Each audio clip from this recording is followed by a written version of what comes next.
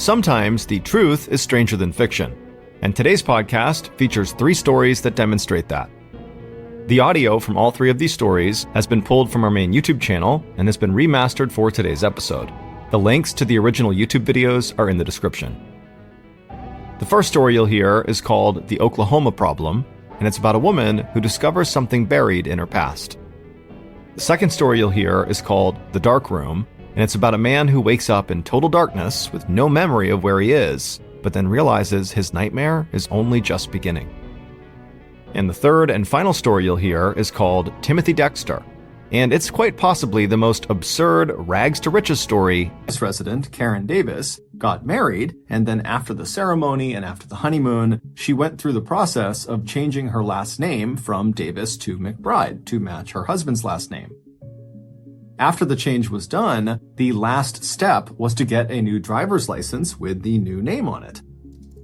So Karen emailed the local DMV, or Department of Motor Vehicles, to set up a time for her to come in and make the change to her license.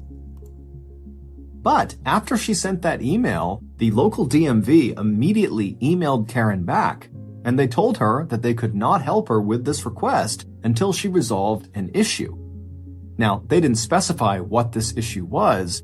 However, they very cryptically said it had something to do with the state of Oklahoma.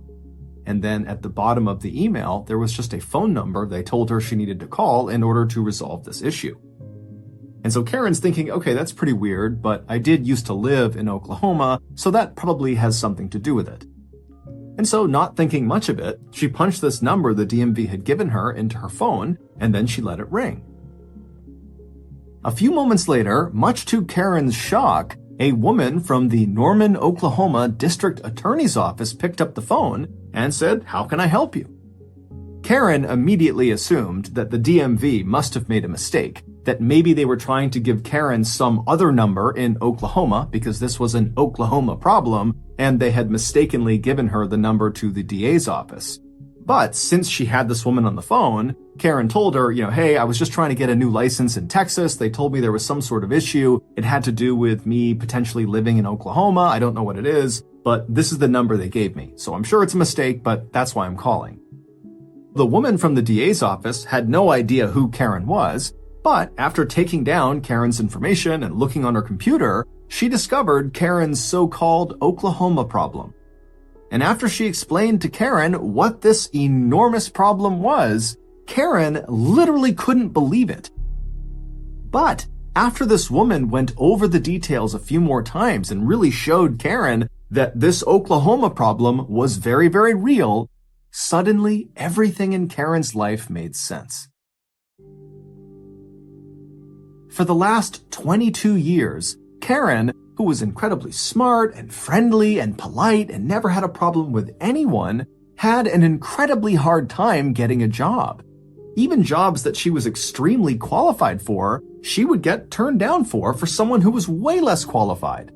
And then, in the rare times that Karen did actually get hired, she would always get fired for no reason. And so Karen never understood why she was being treated this way until now. It would turn out 22 years earlier, which is when Karen's hireability issues began, she lived in Norman, Oklahoma, which is where the DA's office was that she would end up calling 22 years later. And when she was living in Norman, she lived with a roommate. And this roommate was this nice young man who had a couple of young kids. And one weekend, he went to the local movie store called Movie Place, and he rented the hit 90s movie Sabrina the Teenage Witch to watch with his kids. And after he was done watching this movie, he didn't return the VHS tape of Sabrina the Teenage Witch back to Movie Place. Now, normally when this happened, the movie store would just hit the card holder with lots of late fees, which was actually great for the movie store. They made lots and lots of money on individual people that just forgot to return their movies.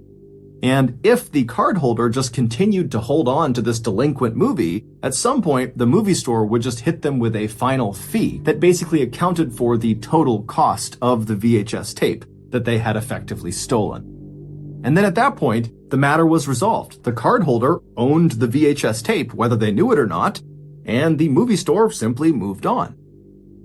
But in this case, Movie Place in Norman, Oklahoma, didn't think that was enough. And when Sabrina the Teenage Witch was not returned in a timely fashion, they pressed charges against the cardholder. And the cardholder was Karen Davis. The roommate had just borrowed her card. And somehow, these charges against Karen were never brought up to Karen. She was never contacted by anyone, and so for 22 years, she was technically a wanted felon. Meaning, every time one of her employers, either during the interview process or after she was hired, when they would run a criminal background check on her, it would pop up she was wanted for felony embezzlement. And so this was the reason she kept not getting jobs and kept getting fired from jobs. Since discovering these charges, Karen worked with the Norman, Oklahoma DA's office and got these charges dismissed.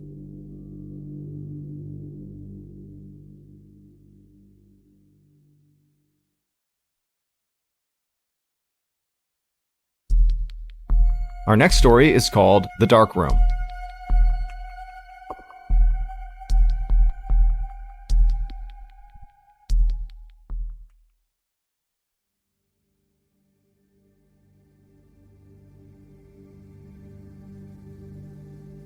Carlos Camejo woke up freezing cold and totally confused. It was September 6th, 2007, and all Carlos could remember was being on his motorcycle with the hot sun bearing down on him as he wound his way on his bike through the streets of La Victoria, which is a city in Venezuela.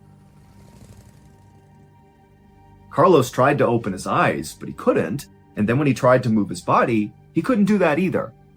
And so he began to panic because he's paralyzed, but he told himself to calm down. If he couldn't move, at least he could think. He could try to process, what's going on here. There has to be an explanation for it. And so Carlos, in total darkness and immobile, began going through over and over again this whole motorcycle trip, which was his last memory. And he remembered that his friend had called him up and asked him to go out on this ride.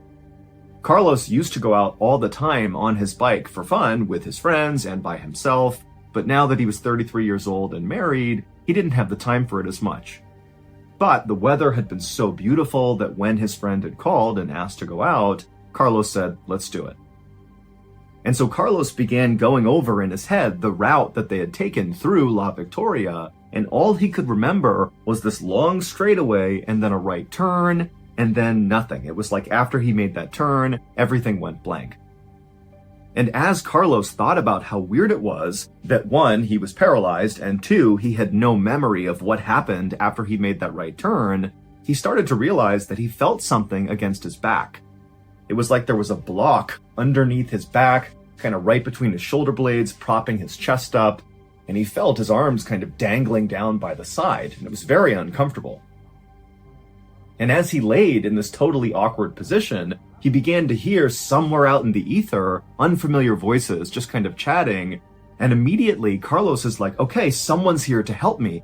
I don't know what's wrong with me, but somebody's here, I'm gonna be okay. And soon, whoever was talking near Carlos had moved closer to him, and actually Carlos began to realize that it was actually more than one person. It was at least two people talking back and forth, but again, Carlos can't open his eyes, he can't move, he can't communicate with these people, he just knows they've come closer to him. And after these people had moved right up against Carlos, Carlos suddenly felt something metal pressing up against his chin. And it was kind of sharp, and it kind of hurt when it touched his chin, and Carlos wanted to scream out and tell them whatever they were doing to stop and at least tell him what was going on, but Carlos couldn't make a sound. And then Carlos began to hear this kind of mechanical whirring sound, like a machine starting up that was very close to where he was. And suddenly Carlos began panicking, like, what's going on? What are they doing to me? And as Carlos's heart rate is starting to speed up, one of the people who had moved near Carlos suddenly said, "Oh my God, that's impossible. This can't be." And then again, Carlos felt more pain in his chin. And then the pain got dramatically worse. It went from just kind of like a poking feeling to something going into his chin, and he felt it moving underneath his skin like a knife cutting through him, and then whatever it was, it went out of his chin. And as this is happening, Carlos is trying so hard to just wake himself up and do something to tell these people to stop, but he just couldn't do it. And then again, he felt that sharp pain in his chin. Another round of something going into him, moving underneath his skin and then poking out again. And the pain became so blinding that suddenly Carlos was able to kind of break through this paralysis and his eyes shot open. And for a second, all Carlos could see was like blinding lights. But then as things came into focus, he saw there were two people, the people who had been speaking, wearing these huge goggles and face masks. And one of them was holding a big needle with black thread attached to it. And that thread was coming from Carlos's chin. They had been running that needle through his face, stitching his chin for some reason, but with no anesthetic. And so as Carlos is staring up at these people in goggles, the people in goggles are looking down at Carlos and they're totally horrified and they just kind of begin backing up, not really sure what to make of this.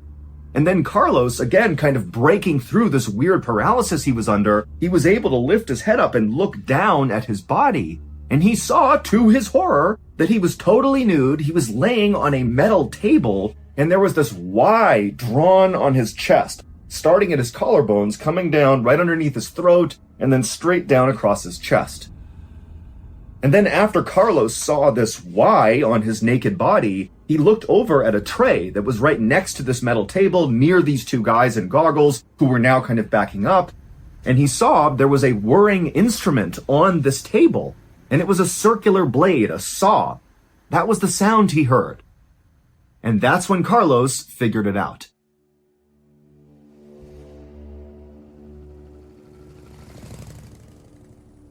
Earlier that day, when Carlos had been out riding his motorcycle with his friend, he had gone down that long straightaway in La Victoria, he had made a right turn, and parked illegally right after this turn was this big truck. Carlos didn't see it, and at full speed, he impacted the truck, he was thrown from his bike, smashed into the ground, horrific injuries, and when paramedics showed up, they pronounced him dead on the scene. And so he was moved from the scene of the accident to the morgue.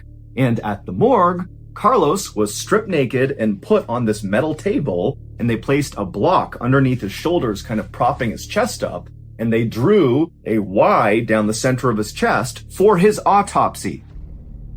The two doctors that Carlos ultimately saw chatting and performing this autopsy were going to follow that Y on his body with the circular saw. That's how they cut you open during an autopsy. But right before they were about to do that, the doctors noticed that Carlos was actively bleeding from his chin. And since he was supposed to be dead, that didn't make any sense. And so that was why one of the doctors had said, "Oh my goodness, this can't be." And so not really sure what to make of it, they had just grabbed a needle and begun stitching his face together to stop the blood from going down his chest. And then Carlos opened his eyes and it dawned on the two doctors that, oh, he's alive. That's why he's still bleeding. We should definitely take care of him now. But amazingly, after Carlos came back from the dead, he was simply moved into the hallway and left on this metal table, and the doctors who were going to perform his autopsy just left the paper that said he needed an autopsy in his pocket, just kind of showing that, hey, we were just following orders. Somebody told us to give you an autopsy. This is not our fault. And that's where Carlos stayed until his wife showed up and found him in the hallway, just laying there as if he was still just waiting for his autopsy. Carlos would suffer horrible injuries from the accident and serious emotional trauma from almost being cut open during this autopsy, but he would make a full recovery.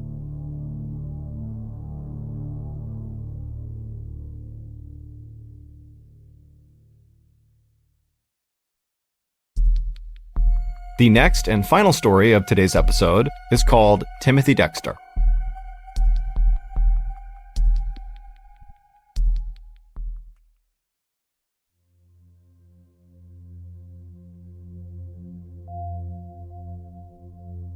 In the winter of 1748, Timothy Dexter was born in a town just north of Boston, Massachusetts called Malden. Despite being incredibly dim-witted, Timothy always believed he was going to strike it rich one day. But looking around at his family, who were a bunch of poor farm laborers, Timothy realized he would need to make some big moves if he wanted that dream to become a reality. When he was just 8 years old, he decided he would make the first of his many big moves. And this move was to drop out of second grade and go to work on a farm and then on to a leather tannery. For years, he worked hard, earning more money than his family had ever made, but he knew this line of work was not going to make him rich. And so, when he was 19 years old, he decided it was time to make yet another big move. He sold his best suit and used the money to relocate farther north to another Massachusetts town called Newburyport. He believed with their booming economy, he was bound to make some additional money there. And he was right, but his payday would not come from a higher paying job. When he arrived there, he met a lonely, wealthy widow named Elizabeth Frothingham, and he promptly married her, becoming rich overnight. After moving into her mansion and dubbing himself Lord Timothy Dexter, he suddenly felt lost. He had spent his entire life pursuing wealth, and now that he suddenly had it, he didn't know what to do with it. And so he looked around Newburyport at the other rich people and saw what they were doing, and he found that many of them held political positions. And so Timothy decided he would run for office too.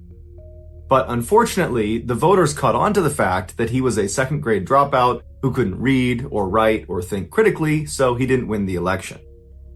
But instead of accepting his defeat, Timothy began petitioning the town to let him have his political office anyways.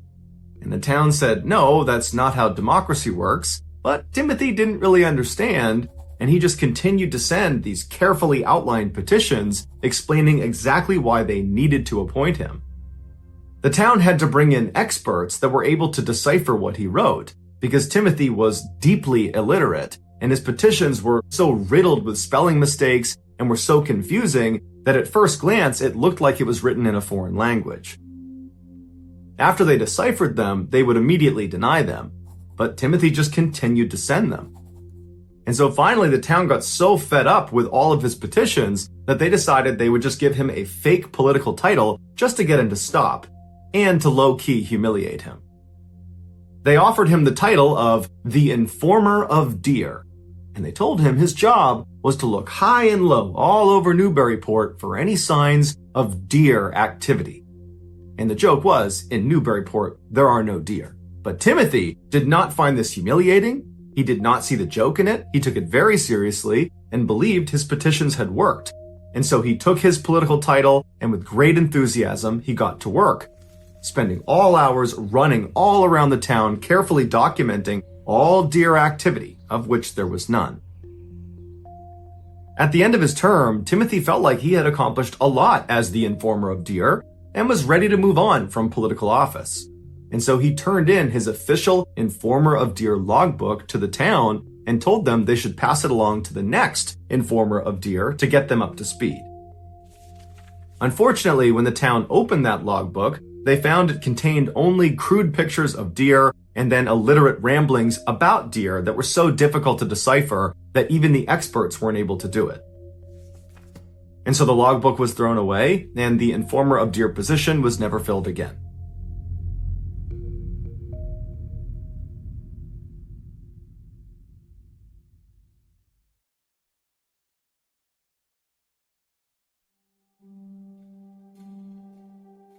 Shortly after the American Revolutionary War broke out between the colonies in America and Great Britain, America began printing their own money to pay for their troops.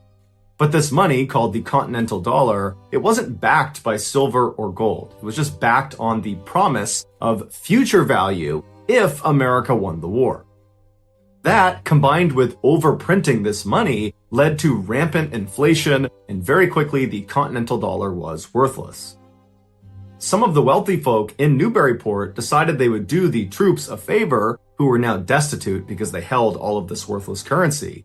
And these wealthy people offered to buy all of their continental currency for a fraction of the price, which was better than nothing. When Timothy saw all these rich people doing that, he quickly jumped on the trend. But he didn't view this as doing a favor for these troops that needed the money. He viewed this as a great investment opportunity. He believed America was going to win this war and that eventually this currency was going to have lots of value. And so he invested all of his savings into buying back the continental dollar. When word spread that Timothy had made this terrible investment, because at the time, nobody was predicting this currency would have any worth, really even if America won the war. When they found out that Timothy had made this ridiculous investment, his peers, the other wealthy folk in Newburyport, they were thrilled. They were so annoyed by Timothy, and they didn't like the fact that he was kind of on their level because he had some money. And so they were excited to see him go bankrupt. But sure enough, at the end of the American Revolution, when America won the war, Congress made good and backed the currency, making Timothy one of the richest people in America overnight. Right away, Timothy used his second big windfall of cash to purchase the most luxurious mansion in the richest neighborhood in all of Newburyport. But beyond that purchase, he didn't really know what to do with all of this money. It was very overwhelming. And so after several weeks of deep introspection where he tried to figure out, who he was now and what he wanted to be, it suddenly became clear to him. He needed to construct 40 wooden statues of random famous men on his front lawn. These statues included George Washington, Napoleon Bonaparte, Thomas Jefferson, and of course himself. The inscription under his statue read, "The first in the East, the first in the West, and the greatest philosopher in the Western world." After a sculptor was done, Timothy went out to inspect all 40 statues, and he discovered what he believed to be a huge discrepancy on one of them. Underneath Thomas Jefferson's replica, it said the author of the Declaration of Independence, which is accurate. But he told the sculptor that he was supposed to put down the author of the Constitution. And the sculptor very gently said, "That's not right, it should be the Declaration of Independence." Timothy became irate. He was not having it, and so he ran into his mansion and came out with his oversized hunting rifle and began firing at the sculptor's feet until he made the change. After Jefferson's title was fixed, Timothy noticed another discrepancy on another statue. He walked over to the George Washington replica and looked underneath it at the inscription which said George Washington. And Timothy just shook his head, got out a paintbrush, covered it up, and wrote one word, Pitt. Just Pitt. Because periodically Timothy would confuse George Washington's name with Pitt, and nobody could convince him otherwise.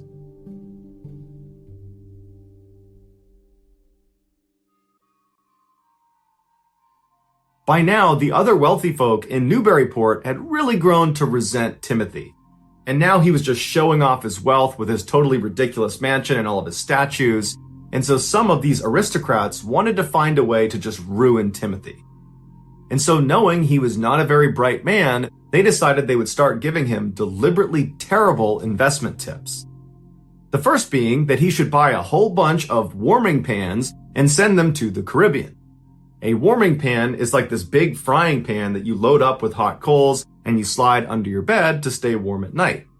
This works really well in a cold environment like Newburyport, but is completely worthless in a warm tropical environment like the Caribbean. But Timothy believed he was being given some great insider trading information and absolutely took this to the bank.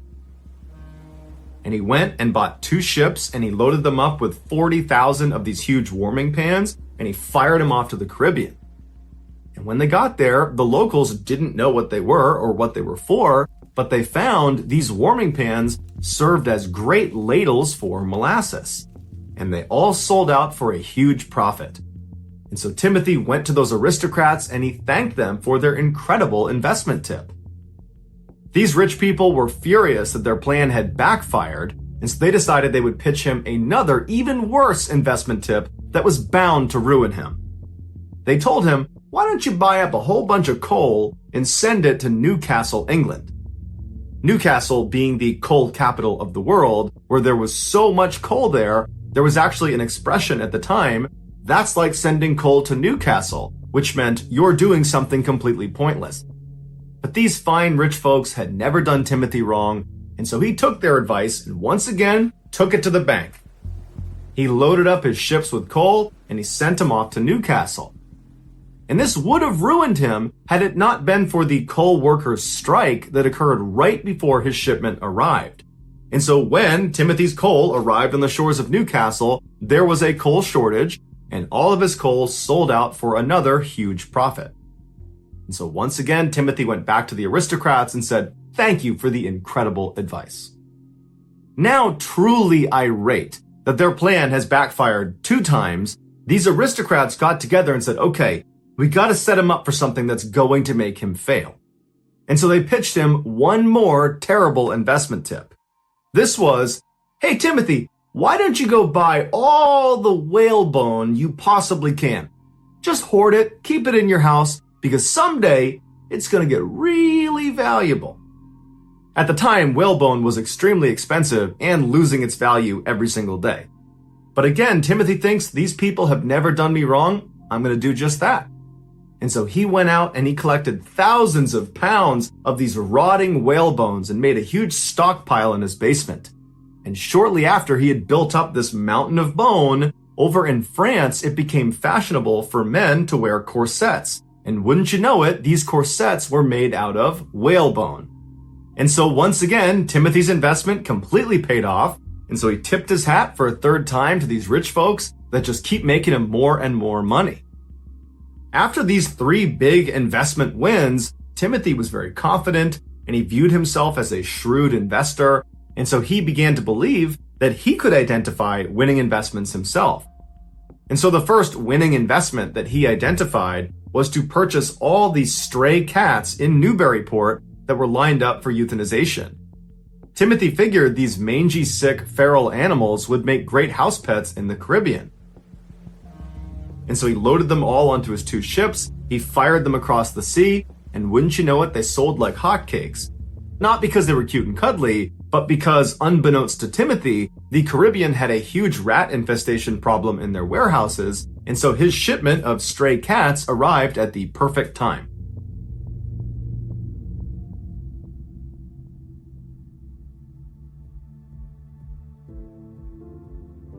At some point, after all these successful investments, Timothy started to wonder about his legacy. How would people remember him after he was gone? And so there was only one way to find out. Timothy, very elaborately, faked his own death. And as he hid, watching his funeral, he noticed his wife, Elizabeth, wasn't as sad as he thought she should be over the death of her husband. And so he leapt out in front of the thousands of people that were there, and he began beating his wife with his cane. After this, Timothy decided he didn't really like his wife anymore, and so he decided he would just tell people she was dead, even though she was not dead.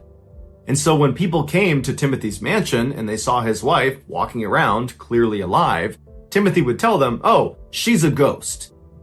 And because at this point Timothy was so wealthy and so influential, people just kind of accepted this and began viewing Elizabeth as a ghost.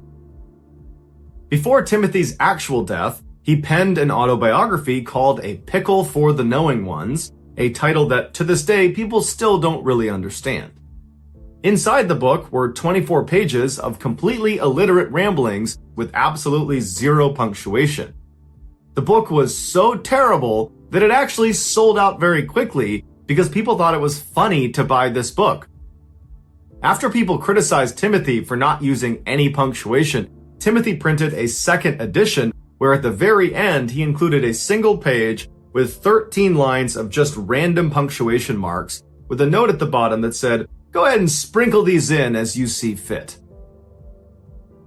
In 1806, just a few years after publishing his book, Lord Timothy Dexter, the informer of deer, quietly passed away, this time for real.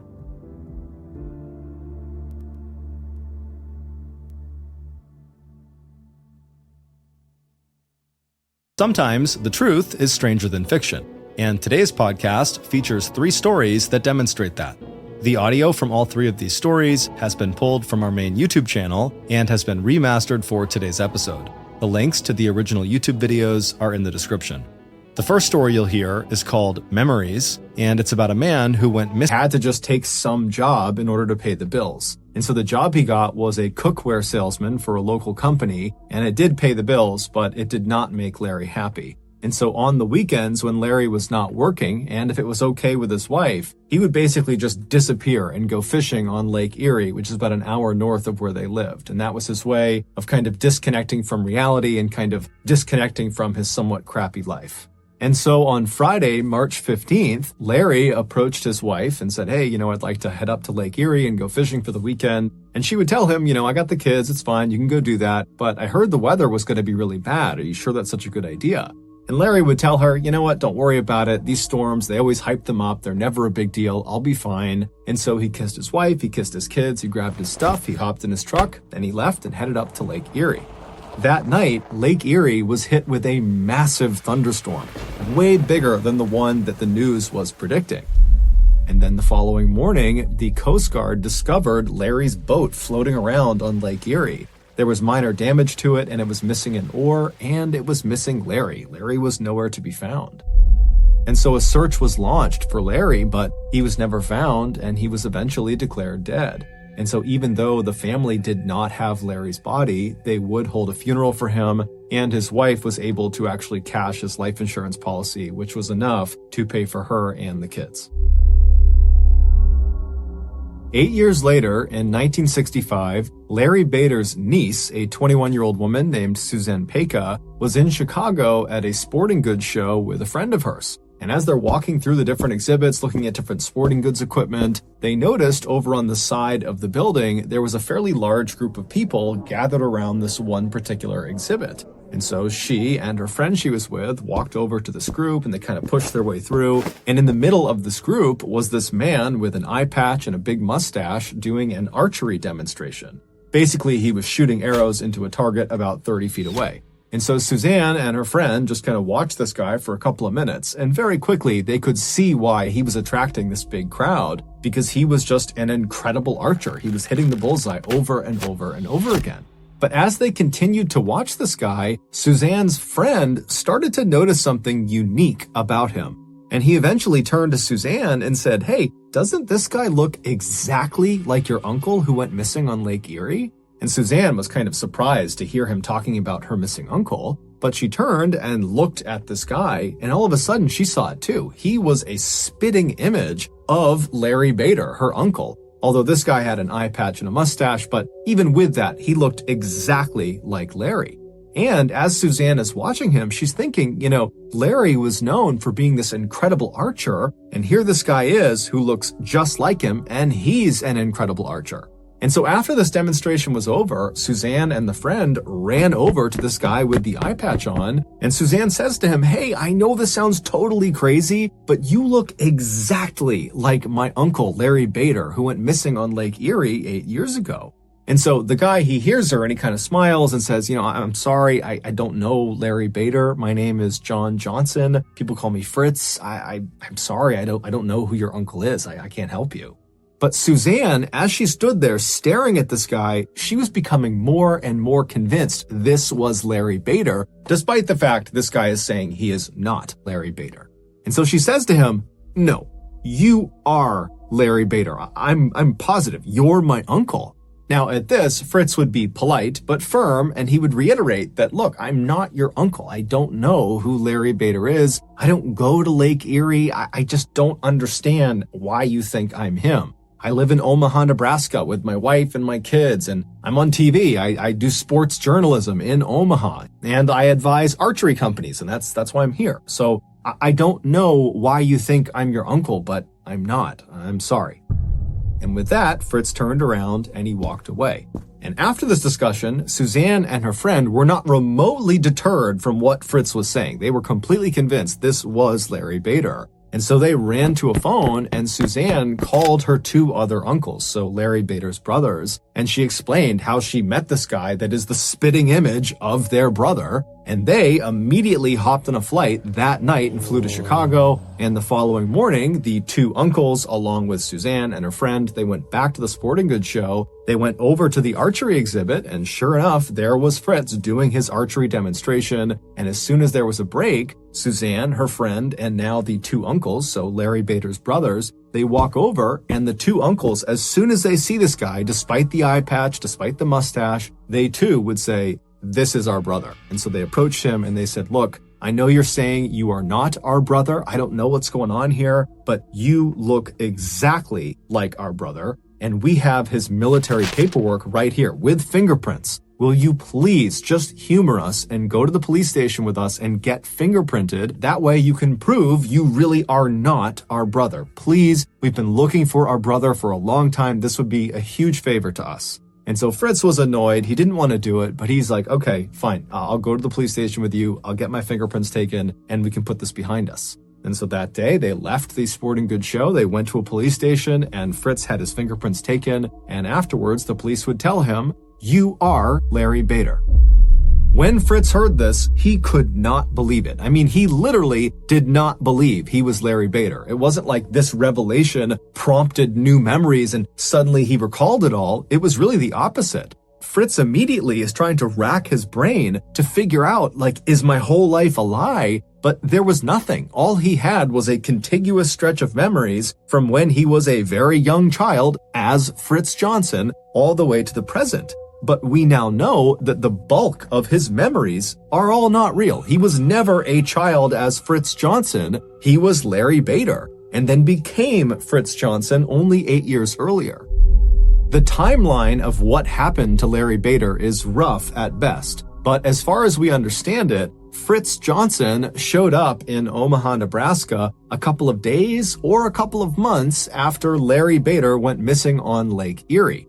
And when Fritz showed up in Omaha, he just walked into a restaurant and asked for a job there, and he had provided documentation that showed he was in fact Fritz Johnson, and nobody thought anything of it. He was completely normal. There was nothing unusual about his behavior, and over time, Fritz just kind of thread himself into the Omaha community. I mean, he got married, he had a child, he adopted another child, he left his job as a bartender at a restaurant and eventually got this amazing job as a sports TV broadcaster for their local channel. I mean, he was like a minor celebrity in Omaha. Everybody recognized, oh, there's Fritz Johnson, he's on TV, hey Fritz, how you doing? I mean, he had a full-blown life. But as soon as the news broke that he was not Fritz Johnson, he was Larry Bader, right away, the TV station he worked for fired him. His second wife left him because in reality, he actually was still legally married to his first wife. And so his marriage to his second wife was never actually real to begin with. And so she leaves him. And then also, because Larry Bader was no longer dead, the insurance company that had paid out all that money to his first wife as part of his life insurance policy, they demanded that he repay them. And throughout all this drama of Fritz finding out he's Larry Bader, Fritz continued to say he was not Larry Bader, that this was all a big mistake. He just could not understand how this could have happened. None of it made sense. And so eventually a team of experts, doctors, psychologists, you name it, they came out to Omaha and they ran Fritz, aka Larry Bader, through a battery of tests over almost 2 weeks. And at the end of all their testing, they concluded that 1, Fritz definitely is Larry Bader. So there's no debate there. He is Larry Bader. And 2, he is almost certainly suffering from an extreme case of amnesia, which is memory loss. But the doctors and experts had no idea how he developed this case of amnesia. And of course, Fritz, he too had no idea how he developed this case of amnesia. And it's unlikely we'll ever get any more clarity on exactly what happened to Larry Bader / Fritz, because unfortunately, just 1 year after it was discovered Fritz was Larry Bader, Fritz would die. He had cancer in one of his eyes, and that was actually why he wore that eye patch, and the cancer had come back and it took his life. Today, his case is considered to be one of the most believable and baffling cases of amnesia on record.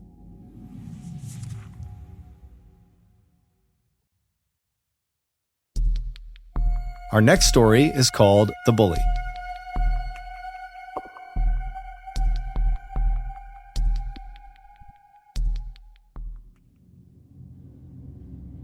In 1949, 15-year-old problem child Ken Rex McElroy dropped out of school and moved to a tiny farming town called Skidmore, Missouri. There, he began his life of crime, which consisted primarily of theft. At night, he would drive his truck onto Skidmore residents' property, and he would steal their livestock, alcohol, grain, food, antiques, anything he could get his hands on and that he could sell, he would take. And if the owners ever caught him in the act, he would just raise his rifle at them and tell them to go back inside and never report it to the police or he would kill them. And because Rex was this big 270-pound monster of a man who was known for having a bad temper and for being really aggressive, people generally just did what he asked and his crimes went totally unreported. In the rare instances that victims would report Rex's crimes to police, Rex would begin intimidating them and their family by staking out their houses at all hours of the night, or he would just walk directly up to these victims and he would say, "I will kill you if you testify against me." And if none of those tactics worked, Rex used some of his illegal money to hire one of the very best defense lawyers in the entire state, a lawyer who had famously represented the mob, and he would step in and get Rex off of virtually any charge, including the time Rex actually did shoot one of the owners who caught him in the act. Over the years, Rex would use these fear and intimidation tactics not just to make money, but also to prey on young women and girls. In the 1970s, when Rex was in his 40s, he began stalking a local Skidmore girl who was 12 years old named Trina. After assaulting her dozens of times, Rex learned her family was going to be pressing charges against him.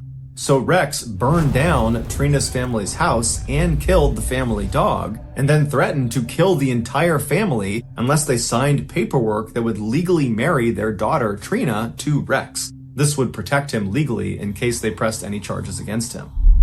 After the family finally relented and signed off on the marriage, Trina was forced to come live with Rex at his house, and within 2 years she became pregnant.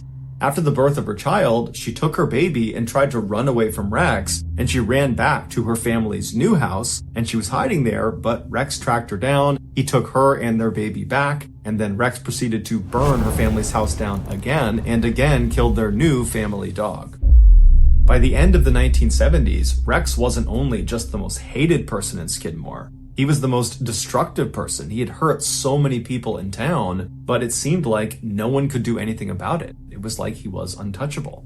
Then, a single piece of candy changed everything.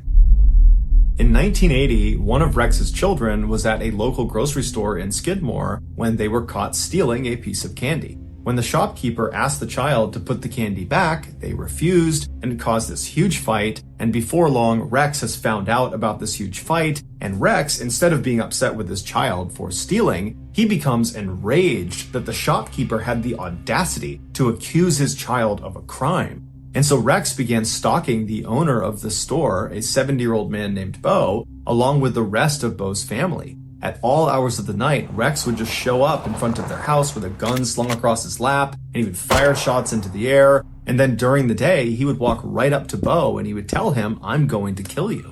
And so Bo and his family knew it was only a matter of time before Rex did become violent, and they were right. In July of that year, Rex showed up at Bo's grocery store with a shotgun in hand, and Bo, who was in the back of the shop loading groceries through the back door, he turns around and he sees Rex walking up to him. They have this heated confrontation where at some point Rex just raises his shotgun and he fires a shot into Bo's neck. Bo was gravely wounded, but he would survive, and Rex would actually get arrested and would be charged with attempted murder. And it seemed like, for once, maybe Rex was actually going to get what was coming to him. But he didn't. The attempted murder charge was lowered to just assault, and he was given 2 years in prison, but he would only serve 1 day in jail before being released on bond.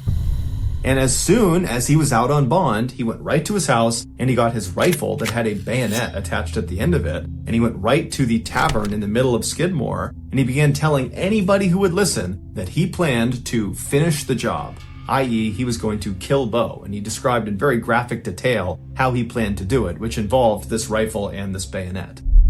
Patrons that were at the tavern that saw Rex and heard these claims, they were scared for Bo, and so they left the tavern and they told city leaders about these threats. And so city leaders at this point, they've had enough of Rex, and they decide they're going to host this secret meeting that will not include Rex the following morning. So the next morning comes around and all these angry residents, they come to this meeting and they begin discussing, how are we going to handle Rex? We can't use police. We can't use politicians. Nothing can be done. So what are we going to do? How are we going to put an end to his reign of terror? And after a while, they came up with a plan. And after the meeting was done, everybody left the town hall, they got their guns, and they made their way over to the tavern where Rex was seen earlier that morning. About 40 of these armed men surrounded the outside of this tavern, and once they were all in place, another smaller group of men that were all armed walked inside the tavern and they saw Rex sitting at the bar with Trina sitting right next to him. And so these men, they walk up right behind Rex, uncomfortably close, right behind him, and they just stand there with their guns looking at him. And at some point, Rex turns around and sees them, and he's about to lash out and start fighting them, but he realizes he's totally outnumbered, and these men that are standing all around him, they look like they mean business. And so he stands up, he grabs Trina, and he brushes past them, trying to act tough, and he walks out of the tavern. When he gets outside, he's taken aback at this additional group of armed men, which is much larger, who are all standing there just looking in at him. And so Rex at this point becomes visibly frightened, but he grabs Trina and he calmly walks out to his truck, which is parked a little ways out in front of the tavern. He gets in the driver's side, she hops in the passenger side, and Rex lights a cigarette up, he turns on his truck, and he's about to try to drive away when a gunshot rings out, and Rex immediately slumps forward onto his wheel. One of the Skidmore residents runs up to the truck, they open up the passenger side, and they grab Trina, who was unhurt, pulled her out, and rushed her to safety. Once she was clear, the other residents with their guns just moved in on the truck, and for 20 seconds they opened fire on Rex. And after the shooting was over, nobody called an ambulance. Everyone just stood there and watched as the town bully died. In all, there were 46 witnesses that were there when Rex was murdered, but they all said they had either not seen the shooting or they didn't know who the shooter was. And despite a lengthy federal investigation, none of the witnesses ever changed their stories. And so as a result, no one was ever charged with Rex's murder. Years later, a Skidmore resident, when asked what happened here, they just said that man needed a killing.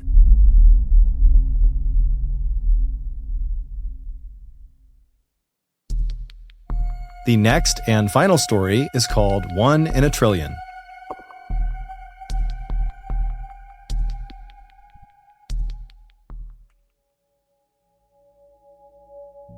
Michael Packard might be the luckiest or unluckiest person alive.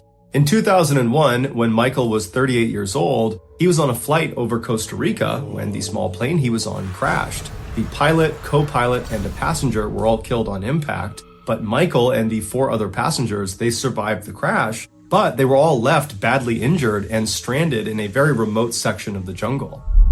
The survivors attempted to use the downed plane's radio equipment to send out a distress signal to try to get someone to come out and help them, but they had no way of knowing if anybody was receiving their signal. And so all they could do was just send it out and then wait and hope somebody found them before they all died. And sure enough, 48 hours after crashing, rescuers were able to hack their way deep into the jungle where Michael and the other survivors were, and they were all saved. While Michael was recovering in the hospital, a doctor told him that based on his injuries, he would not have survived another night out in that jungle. The chances of even being in a plane crash are astronomically low. The odds are about 1 in 5 million, with some places giving odds as low as 1 in 20 million.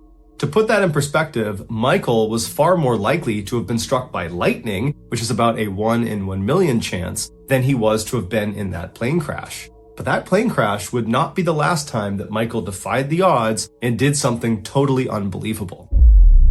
Over the next couple of decades, Michael, who was a commercial diver by trade, would survive not 1, but 2 significant encounters with great white sharks off the coast of California. Some of Michael's friends would not be so lucky. Michael would get lost at sea, like really lost, like treading out in the middle of the ocean with no land in sight for hours lost. But miraculously, a boat would find him and save him again. And Michael would discover the body of a long-time missing person hidden underneath the water about 60 feet down off the coast of Massachusetts. But of all the improbable exploits of Michael's life, none is more unbelievable than what happened to him in 2021, which experts are saying he had about a 1 in 1 trillion chance of experiencing. On the morning of June 11th, 2021, Michael, who was 57 years old at the time, hopped in a boat with his longtime diving partner, Josiah. Once they were all situated and they had all their equipment inside of the boat, they took off and headed for the open waters right off the coast of Cape Cod, Massachusetts, where they planned to do some lobster diving. A popular way to retrieve lobsters is to literally just dive down and by hand pick them up and bring them back to the surface. And so that day, that's what Michael and Josiah planned to do. Once they reached this spot right off the coast, Michael put on all of his scuba diving equipment and hopped in the water. Josiah did not put on any diving equipment because he was not going to be getting in the water for this dive. Instead, he would remain on the boat and help Michael get in and out of the water. He'd pull lobsters up onto the boat, and he was also there in case of an emergency, he could call for help.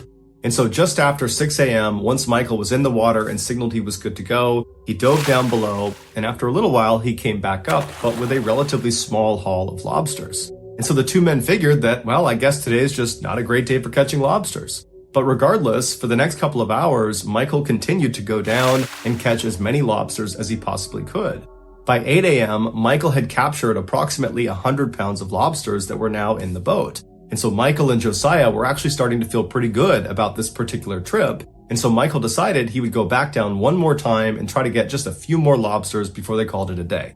And so Josiah remembers watching Michael, who was in the water. As he put his mouthpiece back in, he signaled up to Josiah that he was good to go. And Josiah watched as he disappeared below the surface. The water was very calm, and Josiah is just kind of scanning out across the water. And then all of a sudden, this eruption of white water came rushing up to the surface right where Michael had gone down below.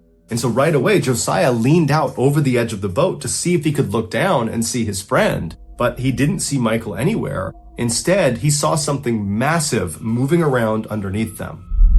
After Michael had broken the surface on this final dive down to get more lobsters, his plan was to sink down to the bottom of the ocean at about 60 feet and then go hunting for lobsters. But when he had descended to about 45 feet, he felt something smash into him from behind that felt like a truck hitting him, and then everything around him went totally pitch black. The impact of whatever it was that hit him had caused his mouthpiece to get blown out of his mouth. So he doesn't have air, and he starts fumbling around to find his mouthpiece, but he can't find it. And as he's fumbling around, his hands are making contact with what feels like walls all around him. He was inside of an enclosed space. But when he had touched these walls, they were not normal walls. They were soft, but they were hard at the same time, and they seemed to be moving, like they were pulsating or quivering. The space he was in was fairly large, and it was not completely flooded with water. It was like Michael had slipped into this air pocket. But this air pocket was not stationary. It was moving, and pretty fast, because the water that was inside of it was violently sloshing all around. Michael could hear it slapping up against the walls. As Michael continued to panic and fumble around for his mouthpiece, he started to notice intense pressure on his legs, but he had no idea what was causing it, and because it's pitch black, he couldn't see what it was. Finally, Michael found the line that was connected to his mouthpiece. He jammed it in his mouth and he took a long inhale, and now that he could breathe again, he had this horrifying thought: have I been swallowed by a shark? He instinctively began feeling around for the shark's teeth. But there were no teeth inside of this space. Instead, it was just these walls that continued to shift and move all around him. And that's when it dawned on him. He had been swallowed, but not by a shark. He had been swallowed by a whale. For nearly 45 seconds, Michael was trapped inside the closed mouth of a humpback whale. Despite their enormous size, they can be up to 60 feet long and weigh up to 70,000 pounds, they only eat small fish. So when this particular whale realized Michael was not a tiny fish, it began violently swinging its head side to side to try to dislodge Michael, and that caused that eruption of white water to go to the surface that Josiah saw. And after a few good shakes, Michael was spat out of this whale's mouth. Michael remembers suddenly being in the open water with enough light coming down that he could see around him. The water was very turbulent and churning, and he recalled as he made his way to the surface, looking straight down and seeing the tail fin of this enormous whale swimming away from him. Michael made his way to the surface and he flagged down Josiah, who boated over to him. He pulled him back into the boat, and Michael, who was totally traumatized by what happened, could only say to Josiah that he was inside of it and that it tried to eat him. After Josiah brought Michael back to shore and called the authorities, Michael was rushed to a hospital where he was evaluated, and unbelievably, he suffered really no injuries. He had some significant bruising to his legs where the whale had actually clamped down on him. That was the pressure he felt in his legs. The mouth of the whale was closing on his legs. But besides that, there really wasn't any other injuries. And so later that day, he was discharged. It's believed the whale was a juvenile that had been seen in the area that was about 30 to 35 feet long, and that had just accidentally scooped Michael up. The whale was certainly not trying to hurt Michael. Whales, especially humpback whales, are not in the business of hurting people. But in this exchange with Michael, Michael could have very easily died. He could have drowned or suffocated inside the mouth of this whale, or he could have just died from blunt force trauma. But luckily, The truth is stranger than fiction, and today's podcast will feature 3 stories that demonstrate that. The audio from all 3 of these stories has been pulled from our main YouTube channel and has been remastered for today's episode. The links to the original YouTube videos are in the description. The first story you'll hear is called Crush Injury, and it's about 3 brothers who discover a secret staircase in the woods. The second story you'll hear is called Long Lost Daughter, and it's about an unbelievable coincidence in London. And the third and final story you'll hear is called Sparks Fly, and even more bizarre than the event that nearly killed the man in the story is what happened afterwards. But before we get into today's stories, if you're a fan of the strange, dark, and mysterious delivered in story format, then you've come to the right podcast because that's all we do, and we upload twice a week, once on Monday and once on Thursday.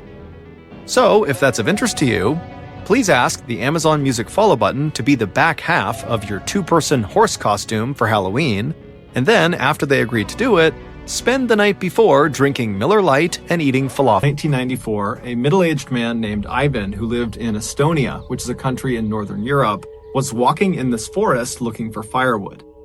This forest butted up against the town he lived in, which was called Timiku, and so as a result of his proximity to it, he had spent a lot of time in these woods over the years. But in general, his exposure to this forest was just on the fringes. He would only look for firewood along the perimeter of the woods. But for whatever reason, that day he was just really having a hard time finding good firewood, and so at some point he decided to just walk deeper into the woods to see if he would have luck in there. And so he turns and starts walking into the forest, and very quickly, when the town has kind of disappeared from view behind him, he looked around and kind of liked being in the woods. He didn't go for walks in the woods, and suddenly he was on this nice nature walk. And so he decided, you know what, I can wait on the firewood. I'll just walk in the forest for a little while longer and enjoy myself and kind of meditate. So he just continued walking deeper and deeper into the woods. And after walking for nearly an hour, just kind of mindlessly walking about, he sees up ahead there is very clearly a clearing, and then before the clearing is what looks like a chain link fence. Now, he's never been this deep into the woods before, so he has no idea what this is, but he's obviously curious, and so he decides he'll go see what it is. And so he continues walking closer and closer to what obviously is a chain link fence, and as he's getting closer to it, the trees around him are beginning to thin out. And suddenly, before he even reaches the fence, he gets a very clear view of what's on the other side. And it's this huge multi-story building that almost looks like a factory or some sort of government facility. And it's sitting maybe a couple 100 feet away from the fence, right in the middle of this property. And there's really nothing around it. It's just this cleared out big open area with this big building right in the middle. And there's a fence all the way around it. And so Ivan is totally intrigued by this, and so he walks right up to the fence, he grabs onto it, and he tries to look and figure out what this building is, but there's no clear signage on it, and there's no people anywhere. It's completely barren. There's nothing but this building. And then he notices there's obviously graffiti on the sides of this building, and the doors and windows appeared to be boarded up. And so this building, whatever it is clearly abandoned. And the first thought that goes through Ivan's head is scrap metal. Times were tough for Ivan and his family, and so he and his 2 brothers, they all lived together, they would go out and they would steal scrap metal and sell it for a little bit of extra cash to make ends meet and provide for their big family. And so he's looking at this big building thinking, you know, if I can get in there, I guarantee you there is some metal that I can steal and I can sell. And so Ivan stayed at this fence just kind of staring at this building for a little while longer and continued to look around to make sure there weren't any people that he hadn't seen before. And after feeling satisfied that this really was a totally abandoned building, he turned around and began hustling back towards town. And when he finally made it to town, making sure to grab some firewood along the way, he rounded up his 2 brothers and he told them about this find in the forest. And they all very excitedly agreed that that night they would go right back out there and they would go inside the building and see what they could find. And so around 9 p.m. that night, the brothers met up and they had flashlights and a set of bolt cutters, and they headed into the nearby forest and they marched their way all the way up to this fence that Ivan had found earlier in the day. And they lifted their flashlights up and they scanned through the fence all over the property. And when they didn't see anyone, they put their flashlights down and one by one, they climbed up and over this fence. And then once they were all on the other side, they began making their way up to this huge building sitting in the middle of the property. And when they got up to this building, they confirmed it definitely looked like it was abandoned, except all of the doors and windows were sealed in such a way that even with bolt cutters, there was just no way to pry them open. They were not going to get inside this building. And so after a little while of still trying to kind of smash their way into this building, the brothers all linked up and they decided, you know what, we're not getting in, and the longer we stay here, the better the chances are that we get caught. And so let's just head back. And so feeling totally dejected, they turn and they start walking back towards the fence they hopped in on. And as they're walking along, they're kind of shining their lights left and right and looking around. And off to the far right side of the property, there is this small shack that they had not noticed on their way in. And so the brothers look at each other and they're like, hey, we're already on this side of the fence. We might as well go check it out and see what's inside of it. Maybe there's scrap metal in there. And so the brothers turn and start making their way over to the shed. And when they get there, they discover it's only secured with a simple padlock on a wooden door. And so they get their bolt cutters, they pop off the lock, they open up the door, and there's initially nothing inside. At least that's what they think. But they move something on the ground and it reveals this stairwell that leads into this underground bunker. And now it's the middle of the night on this abandoned property they've snuck into, and so there's some apprehension, but they shine their lights down the steps and they didn't see any immediate hazards. And they're thinking, you know what, this is an adventure. Let's go down and see what's down there. And so they all went down the steps. And when they got down to the bottom, they turned the corner and they shined their light to see what's down here. And what was down there was this huge cellar that was full of scrap metal. There was metal all over the ground. And then there were also these shelves that went as far back as their lights could shine. And on the lower shelves, there were these weird square metal boxes that almost looked like briefcases. And then above those, on the top shelf, were 55-gallon aluminum drums. And in the brothers' experience, these drums were very, very valuable. Except they needed to make sure they weren't full of some liquid, because if they're full, they weigh like 500 pounds, and there's no way they'd be able to get them out. And then trying to open them up and spill whatever's inside of them is hazardous for a lot of reasons. And so they walked over to the first 55-gallon drum they saw, and they pushed it to see if it was empty. And the drum immediately rocked back and forth, echoing inside, indicating that it was empty. This was a huge, huge win.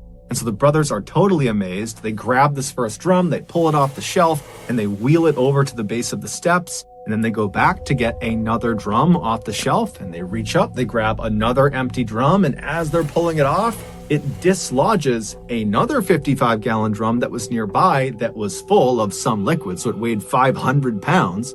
And it comes crashing off the shelf and it lands on Ivan's leg, pinning him to the ground. And immediately the two other brothers pulled the drum off of Ivan, but it was obvious there had been significant damage done to his leg. Ivan couldn't even stand up anymore. And so the brothers are looking around thinking, man, this is an amazing haul, but if Ivan can't even walk, it's going to be a nightmare trying to haul this metal back while also supporting Ivan. And so they decided they would leave now and they would wait for Ivan to heal up, and then they would come back and they would collect their amazing haul. And so the brothers, they reached down and they picked up whatever pieces of metal they could to just kind of stuff in their pockets. And then the two brothers supported Ivan and carried him up the stairs. And then they very slowly walked their way over to the fence. And then somehow the three of them got up and over the fence. And then very slowly they made their way all the way through the forest back to Tamiku. And when they got there, the two brothers helped Ivan get into his house and they put him in his bed, and then Ivan went to sleep. The next morning, when Ivan got up, he was expecting to feel better, but in fact, his leg felt exponentially worse. And then over the course of the next 72 hours, Ivan still believed if he just gutted it out and he waited, his leg would get better. But it just got worse and worse and worse. And so 4 days after this leg injury, Ivan was in so much pain, he couldn't do anything. And so he finally decided he had to go to the hospital. And so when he gets to the hospital, the doctor asks Ivan, what happened to your leg? And Ivan would tell him that, I was in the woods and a tree fell on my leg, because he didn't want to admit to trying to steal scrap metal. And so the doctors, they accepted this. It seemed totally reasonable based on what his injury looked like. And so they admitted him to the hospital, they put him in his hospital room, and right away, the doctors and nurses began administering all the treatments and things they would do for a crush injury, but it seemed like nothing was working. Over the course of the next several days, Ivan complained endlessly of the pain in his leg getting worse and worse and worse, and the swelling was going up, and overall, Ivan's health just continued to deteriorate over his stay in the hospital. And then, a week after being admitted to the hospital, so roughly 10 or 11 days after he was hurt, the doctors walked into his room and he was dead. His kidneys had just abruptly failed, and the doctors and nurses had absolutely no idea why.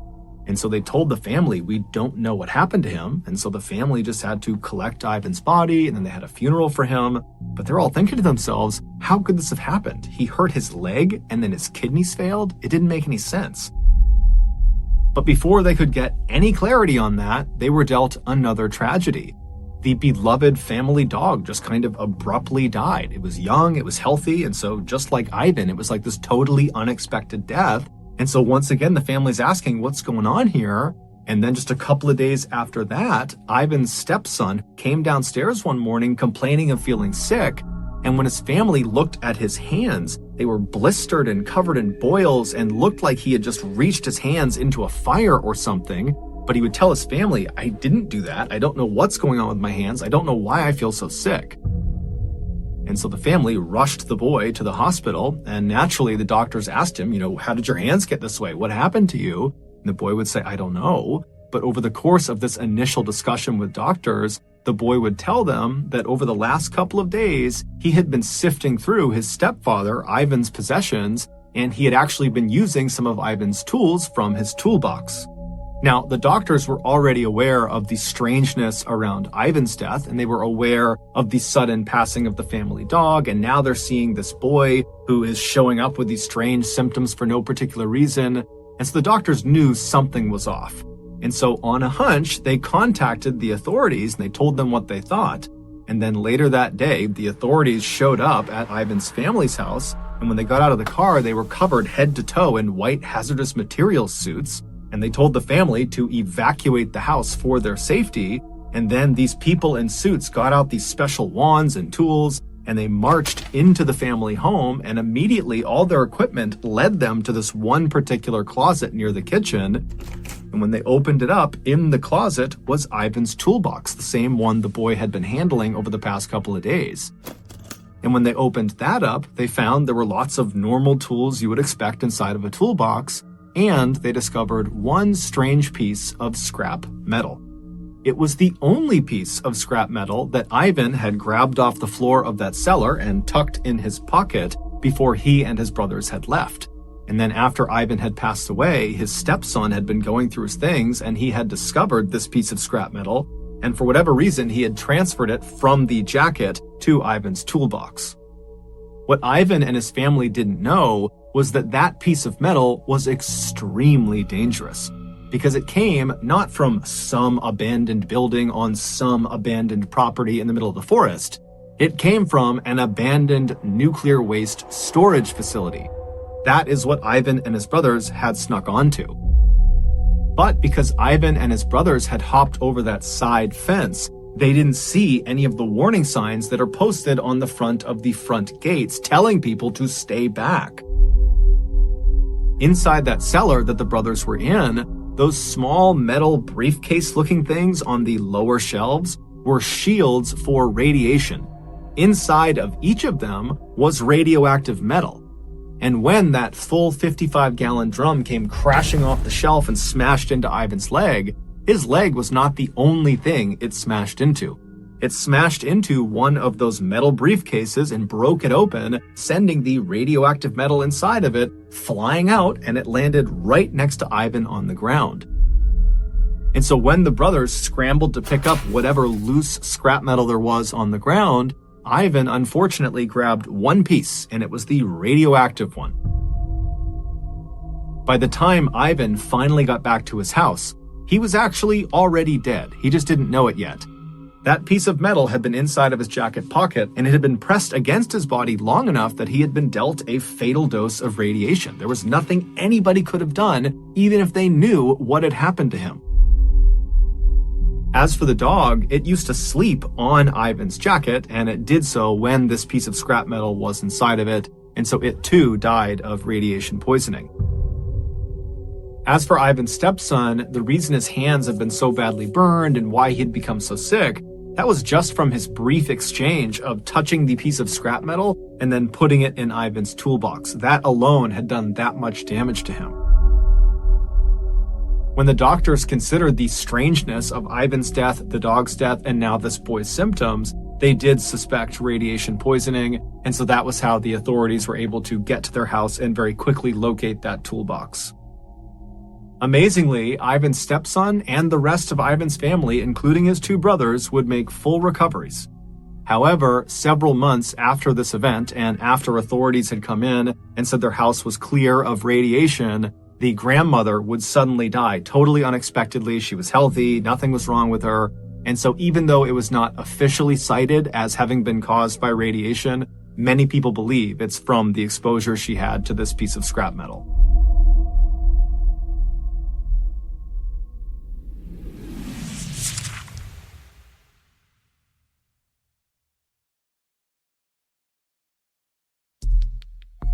Our next story is called Long Lost Daughter.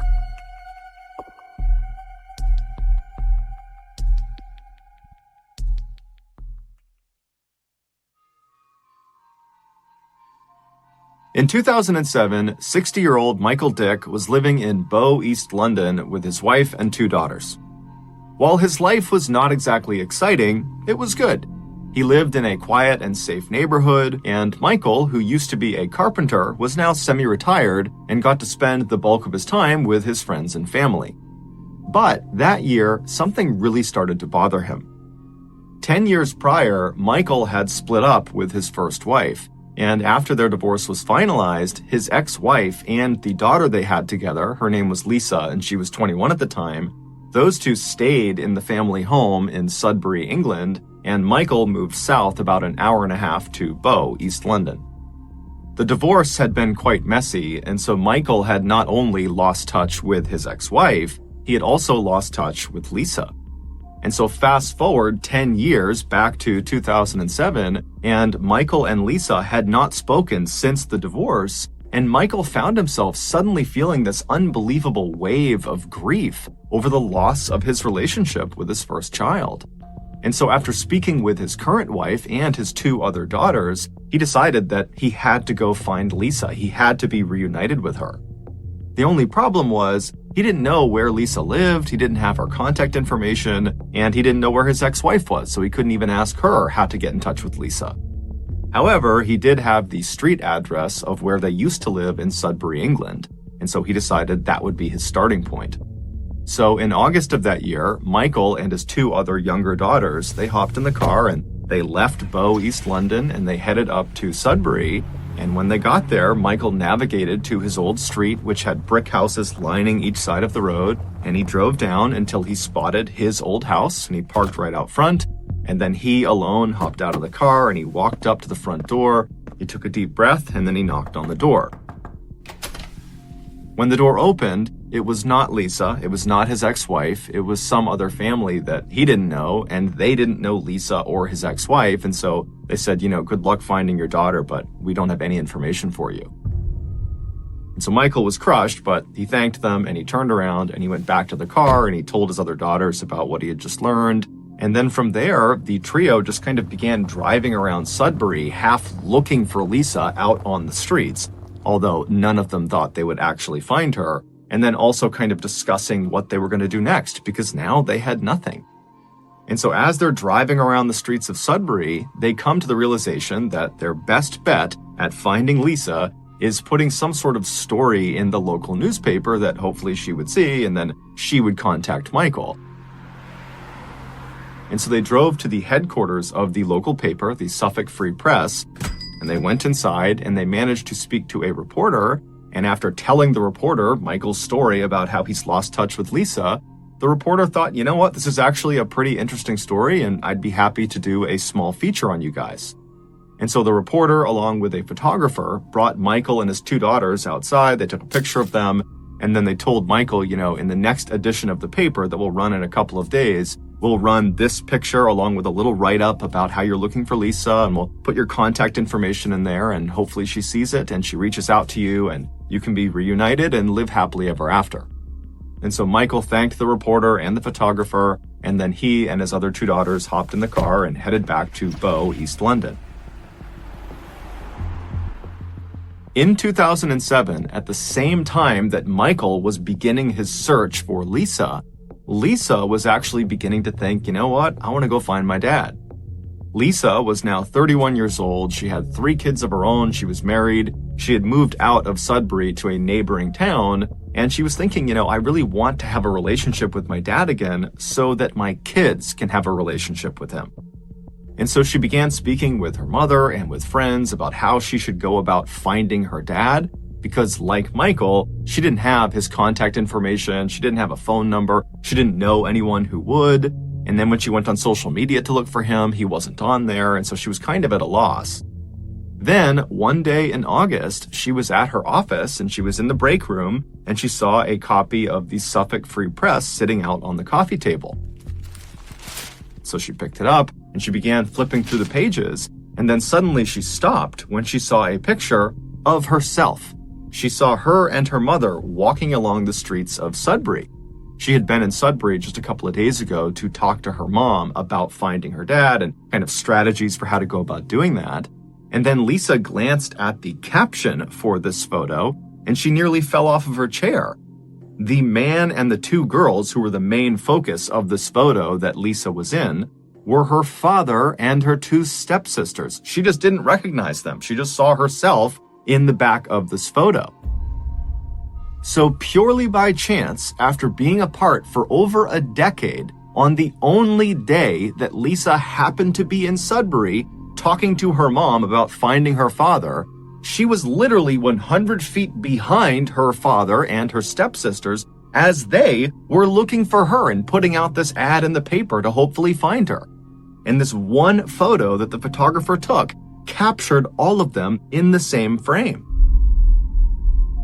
Lisa would, of course, read the article and get her father's contact information. She would reach out, and initially Michael actually thought it was a scam and didn't believe this was actually Lisa calling to say, I found myself in the picture of you in Sudbury.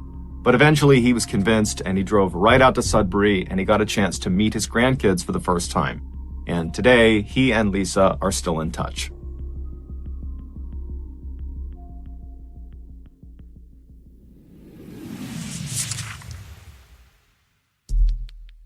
The next and final story of today's episode is called Sparks Fly.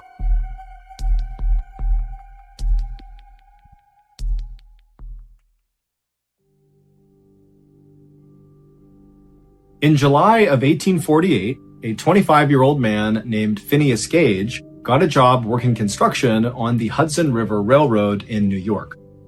At this time in America, railroads were being laid all over the country, and so lots of workers like Phineas were needed to blast rock out of the way to lay down these railroad tracks. And as it happened, Phineas was an expert in explosives. He had learned how to set controlled blasts growing up on his family's farm in New Hampshire, and then later in his life, he had worked in a mine blasting through rock.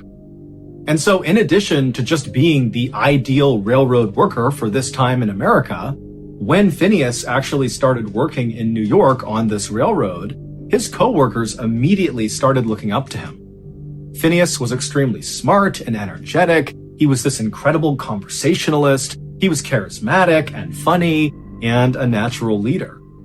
And so just 2 months into starting this new job, it was no surprise to anyone who knew Phineas or worked with Phineas that he was promoted to blasting foreman, which meant Phineas would lead the explosives team.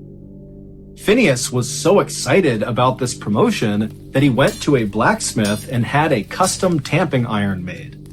A tamping iron is a long metal rod that's used to pack explosives. When railroad workers wanted to blast through, let's say, a big rock, they would start by drilling a deep but skinny hole in the rock. Then they would pour blasting powder inside, then they'd put a fuse inside, and then using this tamping iron, they would push the blasting powder and the fuse deep into this hole inside of this rock or whatever it was they were blowing up. And then, once it was packed, they would ignite it. Usually, tamping irons were sort of rough tools that looked like crowbars, but Phineas really wanted something special to commemorate this promotion.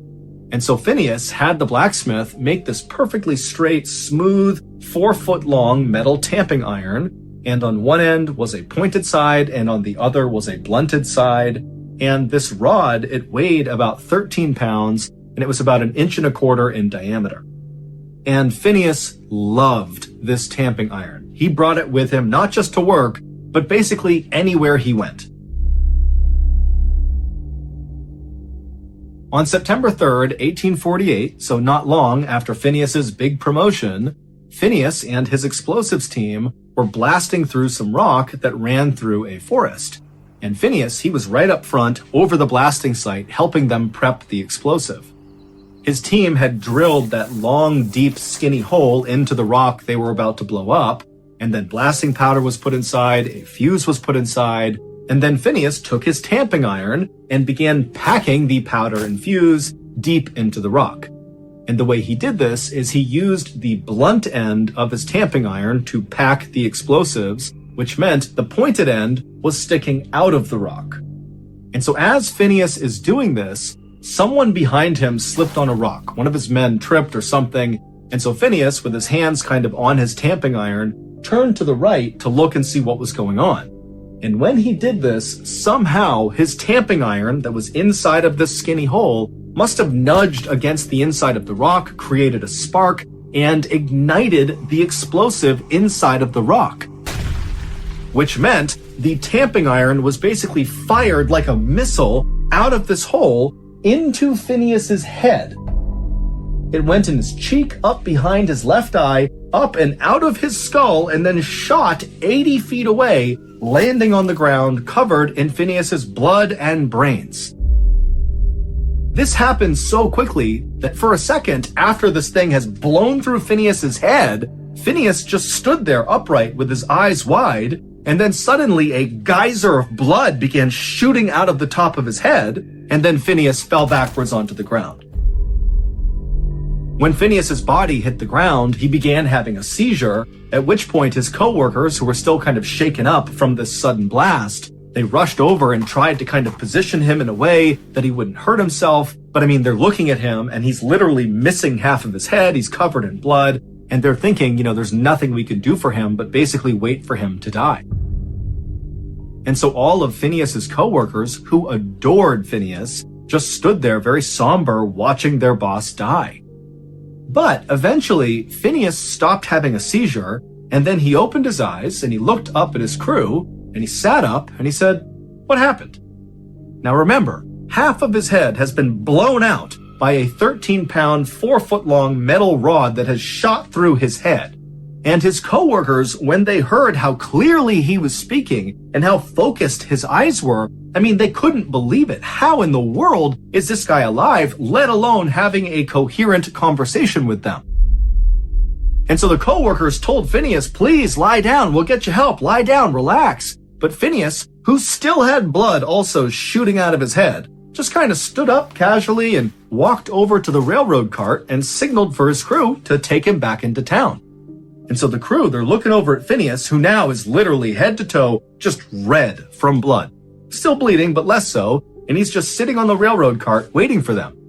And so they walk over to him and they start the slow 1-mile journey into town on this railroad cart, and the whole time they're all kind of looking at Phineas, expecting him to die any second. But instead, Phineas is just kind of looking around with half of his head, and at some point he pulled out his logbook and carefully wrote down what time they were leaving their work site to make sure his crew was accurately paid. And then finally they reached town, and Phineas was still very much alive and looking around, acting like nothing had happened to him.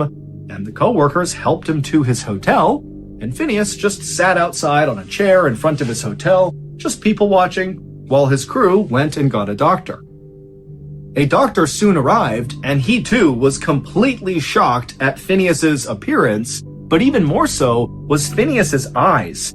He looked at the doctor and his eyes were totally focused, like he was all there, totally lucid, looking at the doctor, waiting for him to come over and help him out with his little injury. And when the doctor kind of timidly approached Phineas, Phineas very famously said as he sat on his chair, "Doctor, here's business enough for you."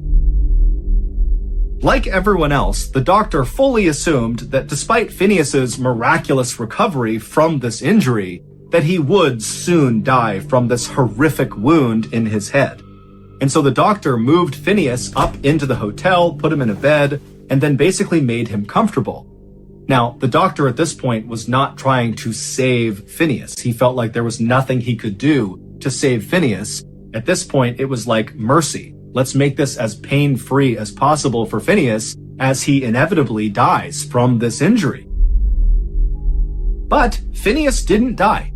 He would break out of it and basically be okay again. However, his personality at first, after he came out of this state of delirium, was not really the same. No longer was he this funny, smart, charming, confident leader. Instead, he was this guy who seemed to have lost all of his inhibitions and was kind of childlike. He swore all the time. He would tell people he had these crazy plans he was going to go do, but he would never follow through with them. And he would tell his nieces and nephews these wild stories about himself that were obviously made up and not even close to reality. But overall, he was okay, even though you could see his brain pulsing underneath his skin on the side of his head that had been blown off. And within a couple of years of this injury, those changes to Phineas's personality kind of faded, and he really did become old Phineas. However, there was one unique quirk to Phineas post-injury that never went away. And that was Phineas's kind of unhealthy love for the tamping iron that had blown through his head. After his injury, Phineas kind of stopped making friends, and any friends he did have, he really didn't try to keep those relationships up. He didn't get married, he didn't have kids. Instead, the tamping iron became sort of like his best friend. He took it everywhere with him, even posing at one point with the tamping iron the way you would expect a couple to pose for a photo. 12 years after his horrific injury, Phineas would develop seizures, likely from the injury, and then he would die with his beloved tamping rod right by his side. His case changed neuroscience forever by showing that an injury to the brain could affect specific personality traits. Today, Phineas's skull and his tamping rod are on display. Hello, fans of the strange, dark, and mysterious. I'm here today to tell you all about what it actually means now that we've moved over to the SiriusXM family. Big picture, it means we are going to make more content for you. Right now, you get one YouTube video a week on Saturday. Well, what we're going to do now is we're going to have the Saturday upload be the same, but then also the MrBallen podcast. Well, we've begun already filming those episodes like a YouTube video. So that's a second piece of content every week. Then there's 2 other shows that you guys don't even know about yet, which means on any given week, you could have up to 4 new video pieces of content on the MrBallen channel.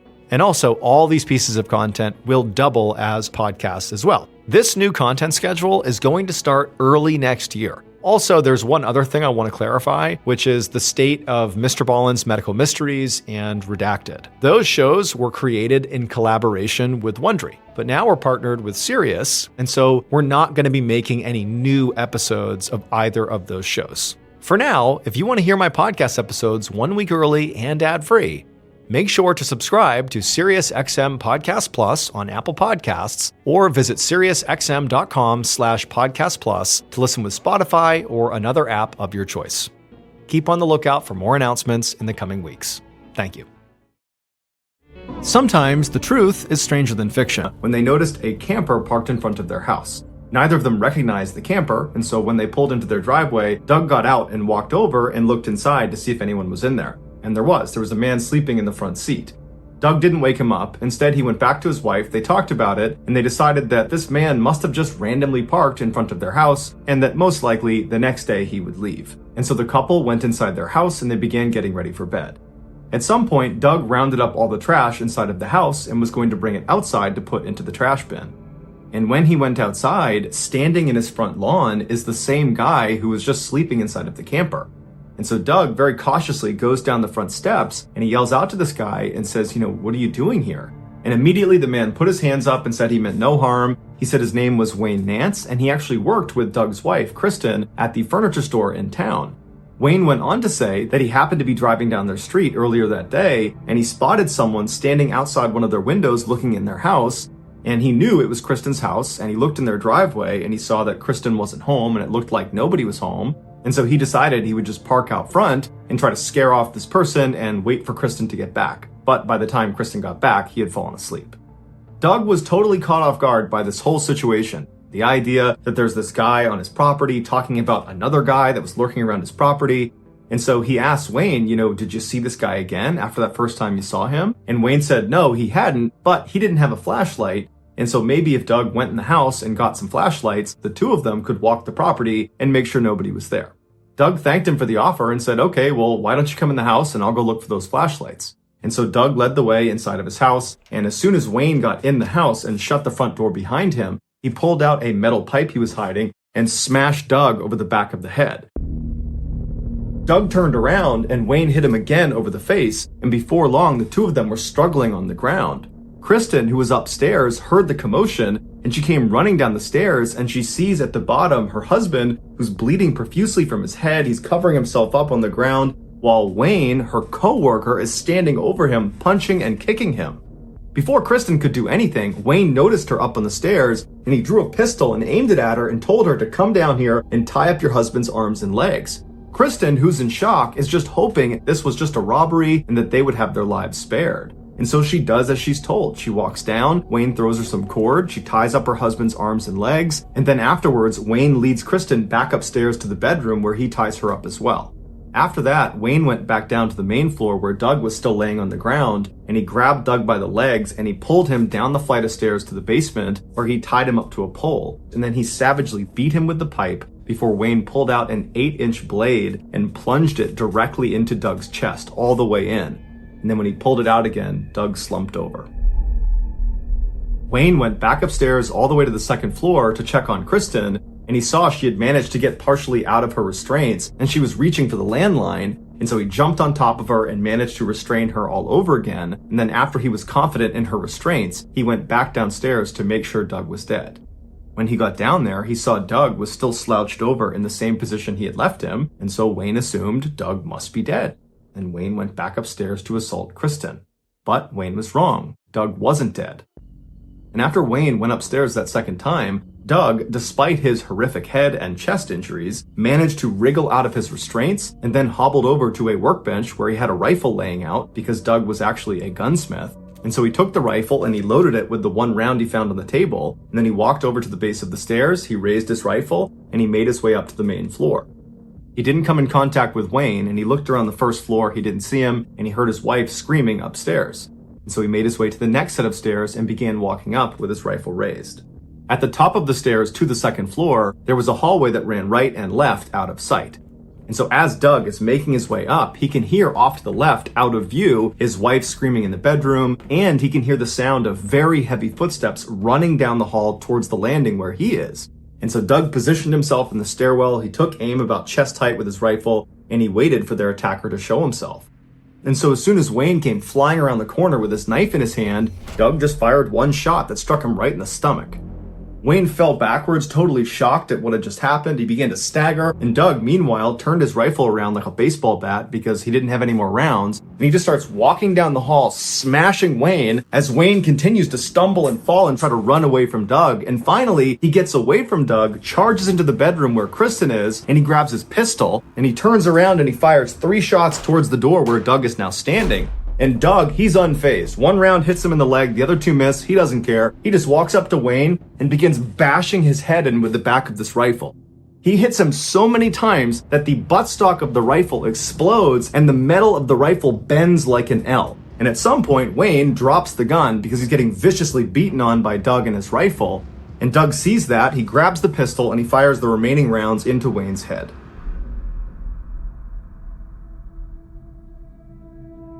Police and paramedics would show up shortly thereafter, and Doug, Kristen, and their attacker Wayne were all rushed to the hospital. Doug and Kristen would make full recoveries. As for Wayne, he would die the following day from his injuries. After the incident, the police investigated Wayne Nance to see who this guy was, and they discovered that almost certainly he had been a serial killer that was connected to at least 6 cold case murders from 1974 to 1986. But because Wayne never confessed to any of these murders before he died, the true number of people he killed is still unknown.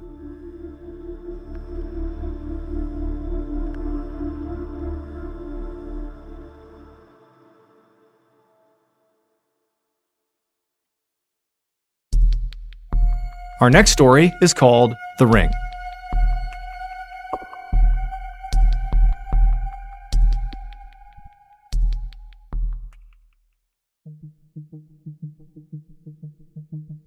In May of 2011, 27-year-old Michalina Lewandowska was surprised when she got a text message from her on-again, off-again boyfriend, 27-year-old Marcin Kasperzak. The pair had actually previously been engaged and had a 3-year-old son together, but they just could never seem to make it work for longer than a couple of months at a time. In the text message, Marcin was asking Michalina if he could take her shopping, something he knew she liked to do. As for Michalina, lately she had been turning down requests like this one from Marcin, and she was inclined to at first, but their son was already being looked after by her mother, and Michalina didn't have plans that day, and so she thought, you know what the heck? And so she said yes. So Michalina took a shower and got ready, and even put on her engagement ring that Marcin had given her, and then she waited by the door. A little while later, Marcin, who was an aspiring bodybuilder who had become addicted to taking steroids, showed up at her Huddersfield, England home. Michalina opened the door, Marcin came inside, and then as soon as the door shut behind him, he tased Michalina, he jumped on top of her, and then he bound and gagged her. And then once she was restrained on the ground with no idea what was going on, Marcin opened the front door and waved down to his car that was parked on the curb, and one of his friends, this 18-year-old named Patrick, came out and walked up to the house and came inside. And then Patrick and Marcin worked together to cram Michalina into this small, rugged cardboard box. And then once she was forced inside of there, they closed it up, taped it shut, and then brought the box down to the front of the house and put it into Marcin's trunk. And then Marcin and Patrick hopped in the front 2 seats of the car and drove off.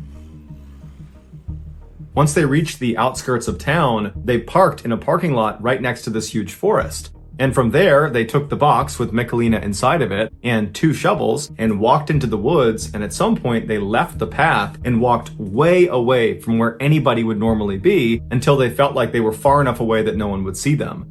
And at that point, they put Michalina down, and then using their shovels, they dug a grave. Once it was deep enough, they put Michalina in her box inside of the grave, and then they covered her back up with dirt and then put a 90-pound log on top of her. And then the 2 of them just walked away, leaving Michalina to die. In the box, Michalina was not dead yet, but she knew if she attempted to escape with Marcin and Patrick right above her, they would just kill her on the spot, or they would dig an even deeper hole, and then it would be impossible to get out again. And so after waiting an agonizingly long amount of time to ensure Marcin and Patrick had gone, Michalina jumped into action. She immediately tried to wriggle her way out of her restraints, but the position they had forced her into, which was basically the fetal position with her hands tied behind her back, it didn't allow her to move very much in any one direction, and so without any movement, she could not get herself to come free of these restraints. And so as she's struggling, trying to figure out what she's going to do, she realizes she had chosen to wear her engagement ring that Marcin had given her, something she never wore anymore, and she could potentially use the diamonds in the ring to cut through the tape that was keeping her wrists tied together. And so she began working that ring until finally she did cut through her restraints and her hands were free. And so she managed to force both of her arms right in front of her body. And then once they were in front of her, she immediately began scratching and clawing at the cardboard right above her. And eventually she scratched a hole in the box itself and dirt began pouring in on her. And she was already very low on oxygen. She was fighting off unconsciousness by remembering that her 3-year-old son needed her, and she had no idea what Marcin was going to do to him. And so she just kept on digging and fighting as the dirt's coming in on her and she's struggling to breathe. And then finally she pokes all the way through and she can see sunlight and fresh air comes into the hole. She can breathe again. And then with this huge surge of adrenaline, she forces herself and manages to push all the way up through this hole until she's standing in her grave. And from there, she pulls herself up and out of the dirt, and she runs towards the road where she flags down a motorist, and the motorist would call police and then wait with her until they arrived.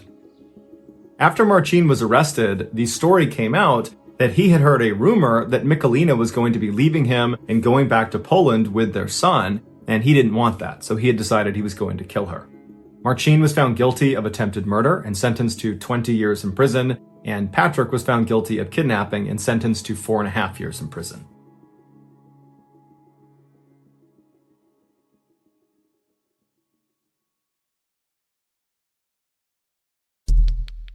The next and final story of today's episode is called Strange Calls.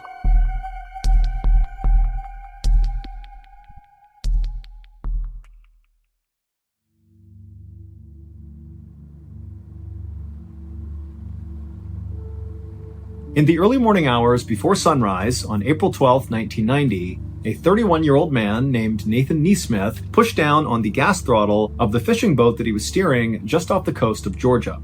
And as he did this, he expected the boat to naturally kind of kick into a higher gear and go faster.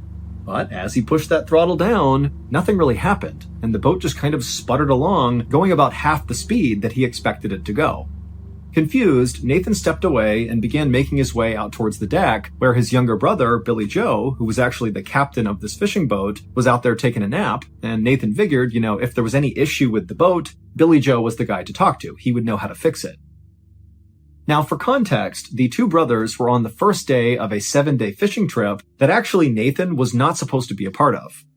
The crew was originally going to be Billy Joe, the captain, and the one who actually rented the boat, along with Billy Joe's nephew and also 2 other commercial fishermen.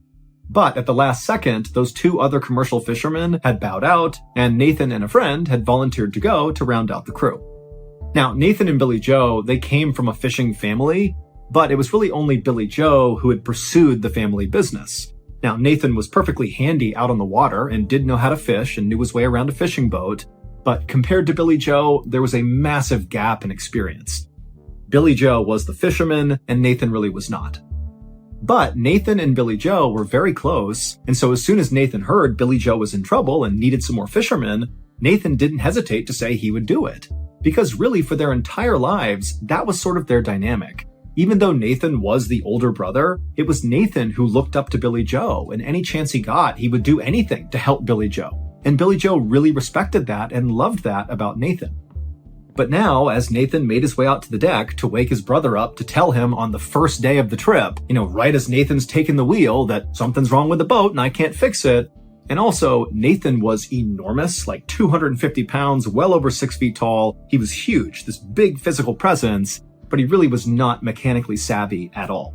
And so again, Nathan is sort of feeling like, sorry, and also maybe even second guessing whether or not it was even a good idea for him to have come along. If he can't even fix a minor issue with the throttle or the engine, what's he doing here? But when Nathan woke up his younger brother and explained the issue, Billy Joe was not upset. He was like, okay, we'll go down below and we'll take a look at the engine and make sure everything is okay. However, when they went down and Billy Joe opened up this hatch to look at the engine, smoke immediately came out, and it was very clear to Billy Joe anyways, that this was not like a minor issue. Something seriously was wrong with the engine. This was a big problem. And so Billy Joe began cussing, he's totally frustrated, and he just told Nathan to, go down below and tell the other 2 to wake up and come help. And so huge Nathan turned around and went down into the bunk room down below, and the second he got down to that level of the fishing boat, he just stopped. Because there was at least a foot of water in the hallway and in the bunk room when he went inside. And so Nathan screamed at the other 2 fishermen to get up. And so they got up and they're looking down, they're seeing all this water. And so they're starting to panic. And Nathan, he goes back upstairs and he yells to Billy Joe, who's dealing with this engine issue, that in addition to that, it appears the boat is also sinking. And so Billy Joe is like, get buckets, go down there and start bailing out the water. I'm going to call Mayday. And so Billy Joe runs back up to the steering wheel. He grabs the radio. And Nathan and the others can hear him yelling over and over again, Mayday, Mayday, Mayday! And as that was happening, Nathan and the other 2 fishermen put on their life vests, grabbed buckets, and went down below to begin manually bailing out the water.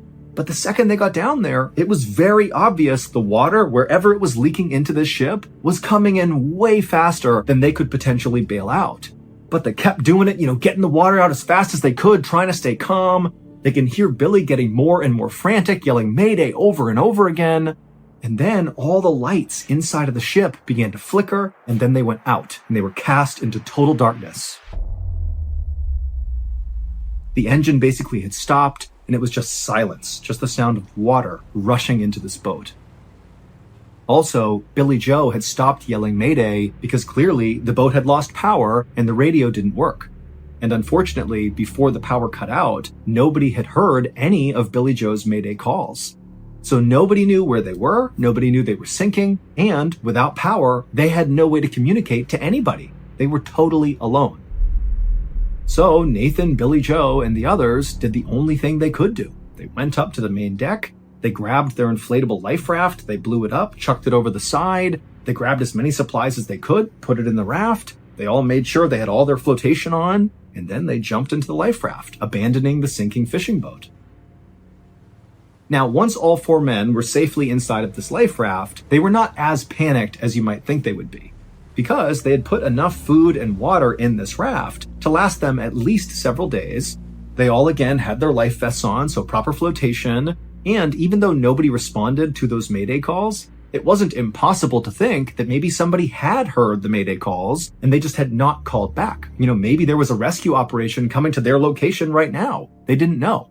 But it felt plausible that they could be rescued. They would just need to kind of ration out their supplies and stay optimistic.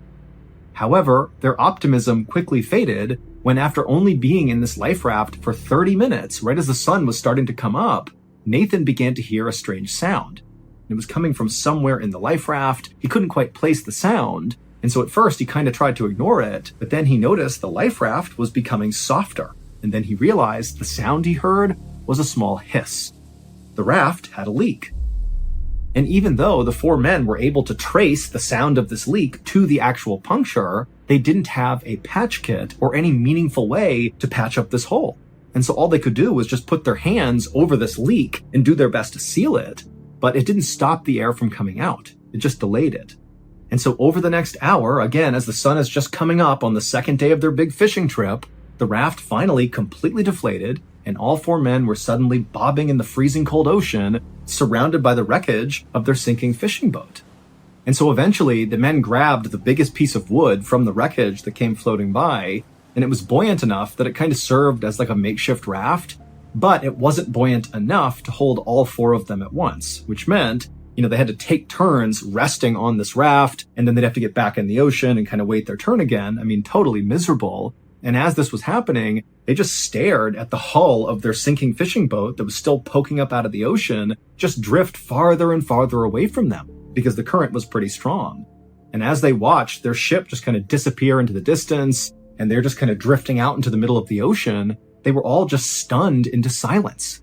They could not believe how this had happened and so quickly. And also, what were they going to do? They're in the worst possible situation here. It just didn't seem possible that they could actually survive this. Now, for reference, even though the men had salvaged a lot of their food and water from the sinking life raft, and they had their flotation devices on, that didn't protect them from hypothermia. It wouldn't matter if it was super warm outside. What mattered is the ocean was really cold. And because they couldn't stay on that raft, they had to keep cycling through, going back in the ocean over and over again. It was just a matter of time before they would get hypothermia. And sometimes hypothermia can kick in just a couple of hours. We're not talking days here. This is going to be quick. And all these guys knew that. And so as these men were forced to have these really morbid discussions around who's going to stay in the water and who's going to stay on the raft, Nathan made a drastic decision.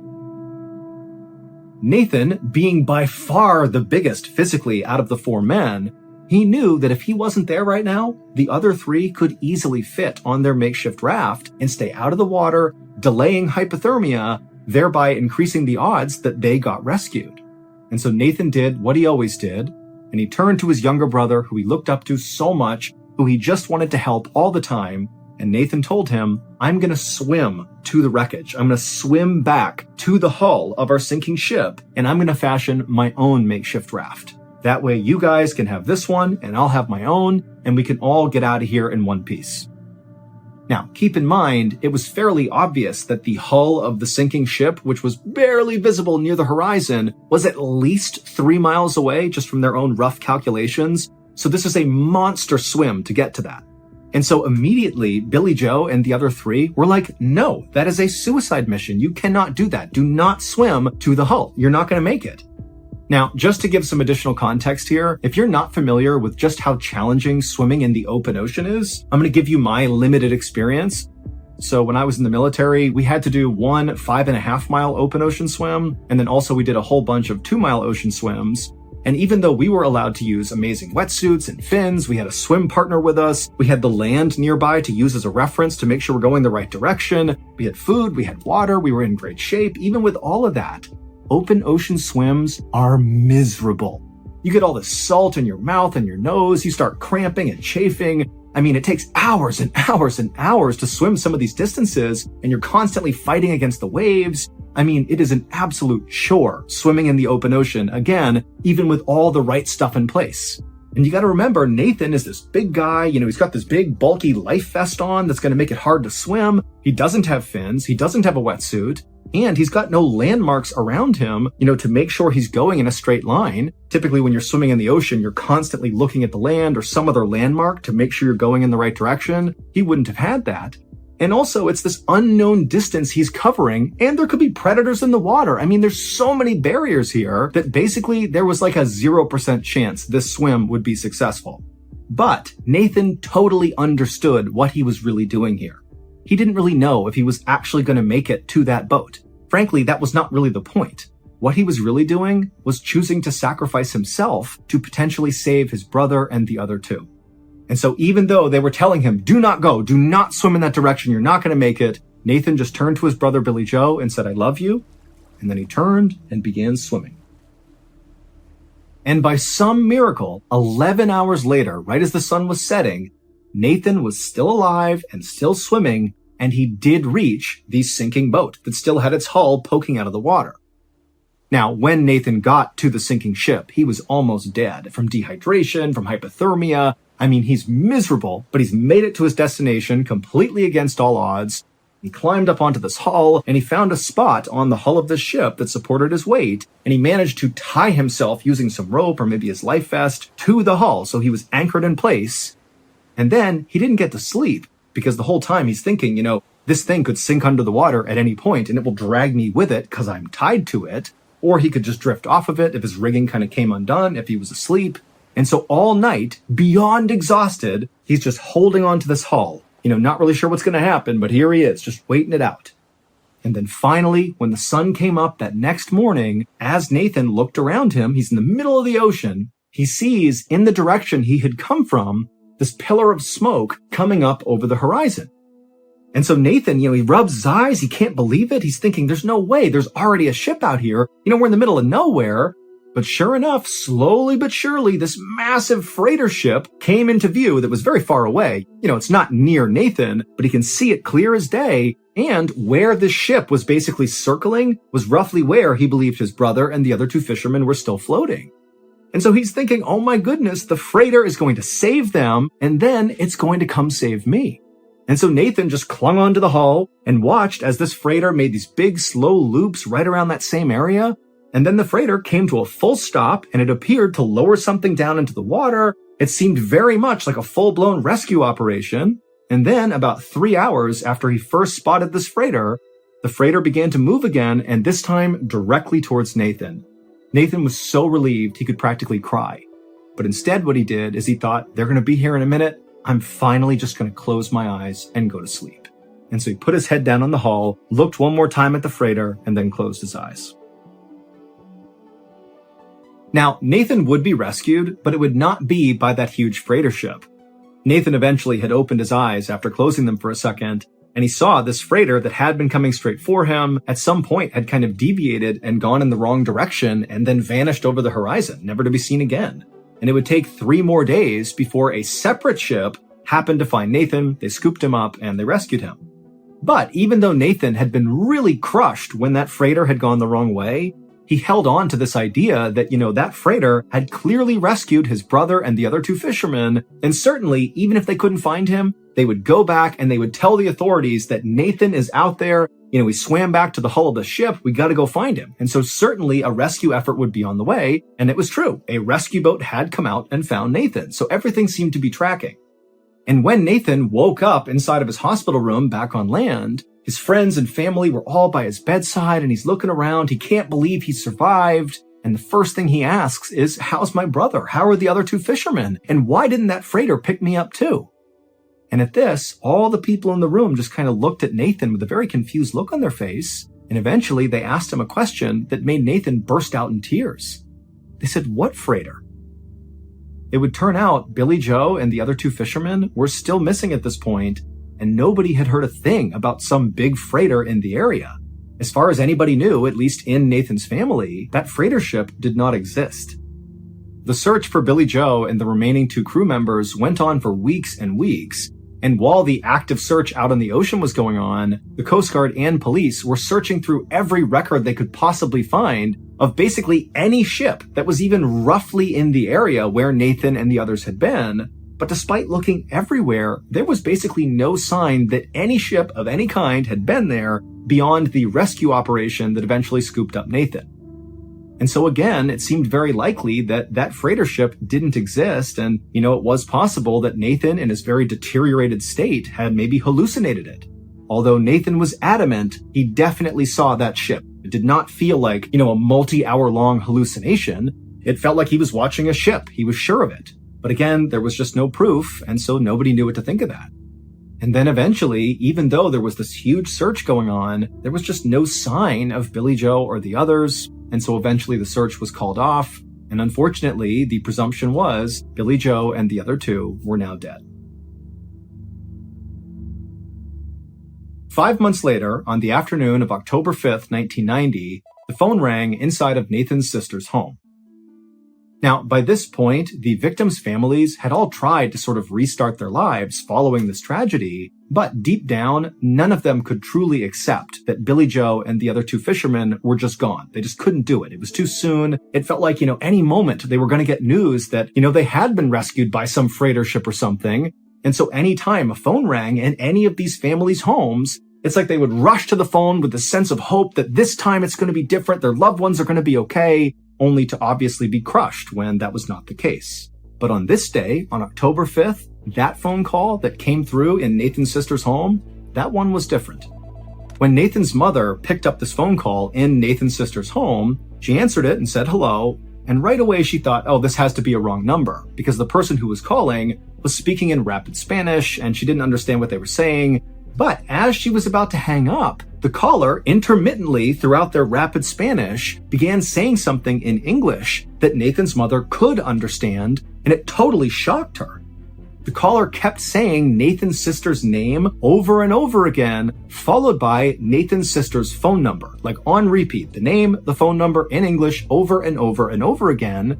And Nathan's mom is so caught off guard by this that she just listened, not even sure what to do. And then before she could ask any follow-up questions, the caller cut the line and the phone call was over. And then a few minutes later, another phone rang in a home that was not far away from Nathan's sister's home. And this other home belonged to the boat owner who Billy Joe had rented the fishing boat from that unfortunately sank and caused this whole tragedy. And so this boat owner, he picks up the phone, he answers it, and just like the call that had come through in Nathan's sister's house, this call was the same. It was somebody calling, speaking rapid Spanish, and the boat owner was about to hang up when he heard something that he understood because it was in English, and what he heard was his own name followed by his phone number over and over and over again. Basically the same type of call that Nathan's mom had just heard. And then before the boat owner could ask any questions, the line went dead. Now, one phone call like this, you could chalk up to maybe a prank or a wrong number or just a really weird coincidence. But to have those two calls happen within minutes of each other and basically take on the exact same form, but different names and different phone numbers, it just seemed way too coincidental to not be somehow connected to the missing fishermen. Because the link between these two households where these calls came in was the doomed fishing trip. And these calls did not stop. Every few weeks after this first time these calls came through, the phone would ring in Nathan's sister's house or in the boat owner's house, and it would be the same thing all over again. Rapid Spanish followed by either Nathan's sister's name and then her phone number, or the boat owner's name and his phone number. Just like that for weeks and weeks and weeks. And so as soon as this started happening, Nathan's family and the boat owner, they figured out they were both getting these weird calls, and they contacted authorities, which kind of restarted the search for Billy Joe and the missing fisherman, because now it seemed very plausible that maybe Nathan really had seen a freighter, and that freighter really had picked up Billy Joe and the others. And, maybe they had been taken to another country, a Spanish-speaking country, and maybe people were trying to get in touch with the families now to get them back home. Or, of course, there could be a negative side to this, that maybe they were captured by some rogue vessel and were being held by these people who were calling. I mean, there's any number of theories, but it made authorities wonder, hey, what's going on here? And so authorities got in touch with Mexican authorities and other Spanish-speaking country authorities and tried to figure out if there was any chance that there was, a vessel out there around the time that Billy Joe and the others were missing that in theory could have maybe illegally been in that area or something. But despite this kind of exhaustive effort to kind of look again to see if maybe there was a freighter in that area, there was just no evidence that there was. It made no sense, but the authorities said, look, we have no idea what these calls are about. We still do not think that freighter or any ship that even resembled a freighter was out there. We still believe that Billy Joe and the others are dead. But as for the victims' families, they just didn't buy that. They really believed that these strange phone calls were somehow connected to Billy Joe and the missing fisherman. Specifically, these calls must signal that Billy Joe and the others were still alive. They just had no evidence to support that. That is, until March 6th, 1991, so almost a year after the doomed fishing vessel sank and Billy Joe and the others went missing. On that day, the phone rang inside of Nathan's sister's home, and she answered it, and it was the voice who spoke in rapid Spanish, but this time they spoke in perfect English, and all they said was, "I'm bringing him home." And then the line went dead. And Nathan's sister screamed and she yelled for her husband to call police. They contacted the authorities. And again, it kind of brought back to life the search for Billy Joe and the missing fisherman.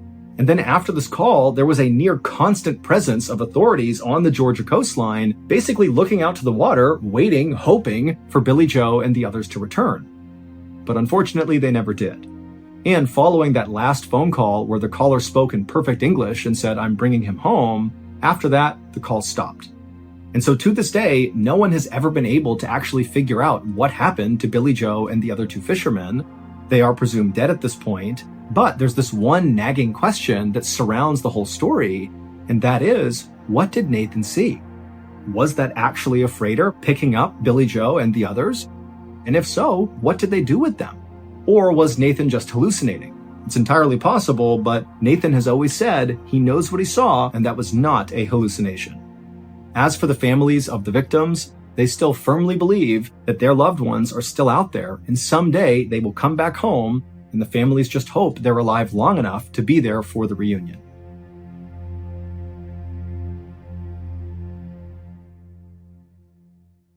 Stephen Ear. Audio editing and post-produced by Whit Lacasio and Cole Lacasio. Additional audio editing by Jordan Stidham. Mixed and mastered by Brendan Kane. Production coordination by Samantha Collins. Production support by Antonio Minata and Delana Corley. Artwork by Jessica Clogston-Kiner. Theme song called Something Wicked by Ross Bugden. Thank you for listening to the MrBallen podcast. If you enjoyed today's story and you're looking for more bone-chilling content, be sure to check out all of our studio's podcasts. There's this one, the MrBallen podcast, as well as MrBallen's Medical Mysteries, Bedtime Stories, Wartime Stories, Run Fool, Redacted, Late Nights with Nexpo, and A Twist of History. All you have to do is search for Ballen Studios wherever you get your podcasts. To watch hundreds more stories just like this one. Sometimes the truth is stranger than fiction, and today's podcast features 3 stories that demonstrate that. The audio from all 3 of these stories has been pulled from our main YouTube channel and has been remastered for today's episode. The links to the original YouTube videos are in the description. The first story you'll hear is called What's Wrong with Mommy? And it's about a family's Christmas morning that quickly turns into a nightmare. The second story you'll hear is called Stealing a Slice, and it's about a standoff in a Domino's pizza chain that takes a wild turn. And the third and final story you'll hear is called Peak Experience, and it's about a man who wakes up after an avalanche and finds himself in another life or death situation. But before we get into today's stories, if you're a fan of the strange, dark, and mysterious delivered in story format, then you come to the right podcast because that's all we do, and we upload 4 times a week: Monday, Wednesday, Thursdays, and Fridays. So, if that's of interest to you, wait until the follow button has left for their summer vacation, and while they're gone, go into their house and completely decorate the interior and also the exterior for Christmas. In the early evening hours of December 24th, 2011, so Christmas Eve, 26-year-old Zazel Preston sat on her bed in her little apartment in Anaheim, California, and wrapped Christmas gifts for her children. Laying next to her was her newest addition to the family, her third child, a 7-week-old little boy. This Christmas was a big deal for Zazel. It was also a big deal for her husband, 30-year-old William Wallace, not only because it was going to be the first Christmas with their new son, but also because this was the first Christmas after Zazel and William had reconciled their relationship. They had been married for the past 3 years, but over those 3 years, their relationship had been very unhealthy and toxic and at times abusive. But earlier that year, when Zazel had discovered that she was pregnant, this baby became kind of like a new anchor point for their relationship. It was like suddenly they could put their differences aside and just focus on raising their kids together. After wrapping her final present, Zazel hopped off the bed, she scooped up her little boy, and then she headed out into the living room where she met up with her husband and her 2 older children, who were little girls aged 3 and 8, and then they all headed outside and went next door to celebrate Christmas Eve at a party with their neighbors. Early the next morning, so on Christmas Day, Zazel's 2 oldest children, the 2 girls, they got up early and they rushed out of their bedrooms and they ran down the hallway into the living room where their parents were waiting for them on the couch along with their baby brother. The living room was completely decked out with Christmas decorations that the family had put up over the past couple of weeks. The Christmas tree was in the corner with bright multicolored lights and ornaments all over it. There were wreaths on the wall and other string lights around the top of the room. And then over their fireplace were all of their stockings nailed up, stuffed with goodies. The little girls squealed with delight and ran around the couch and took up spots right underneath the Christmas tree, and they grabbed their first present and they turned and looked at their parents on the couch, and they saw their dad kind of give them a nod of approval, which meant, okay, you can start opening your gifts. And so the girls happily began tearing into the festive wrapping, and then after each of them had their brand new toy in hand, they turned around reflexively to show their parents. And so William, he sees the toys and he says, "Oh, they're so great, guys." And then when the girls, they look at their mother and they show her the toys, she doesn't even react. She completely ignores them. And so at some point, these little kids, they start yelling for their mom, "Hey mom, check it out, look at this new toy." But Zazel just sits there. She doesn't say a word. She's just sitting back on the couch, completely ignoring them. Finally, the 8-year-old turns to William and says, "What's wrong with mommy?" And at this point, William pauses, and then he gives Zazel a scathing look before very bluntly saying to these young kids, "Mommy got drunk, and now she's ruined Christmas." The girls knew from William's tone of voice that their parents must be fighting, and so they did what they normally did when this happened, and that was to just try to ignore it. And so the little girls, they turned away from their parents and began opening more presents, doing their best not to disturb their parents, who were sitting silently behind them. And then, a little after 9 a.m., after most of the presents had been opened, William abruptly stood up and walked into the other room and placed a phone call. And then, a few minutes later, there was a loud knock on the front door. The night before, after Zazel and William and their kids had left their neighbor's party and come back to their apartment, Zazel and William had gotten into a vicious fight. And by the time the kids had all gone to bed, the fight between the parents had become very physical.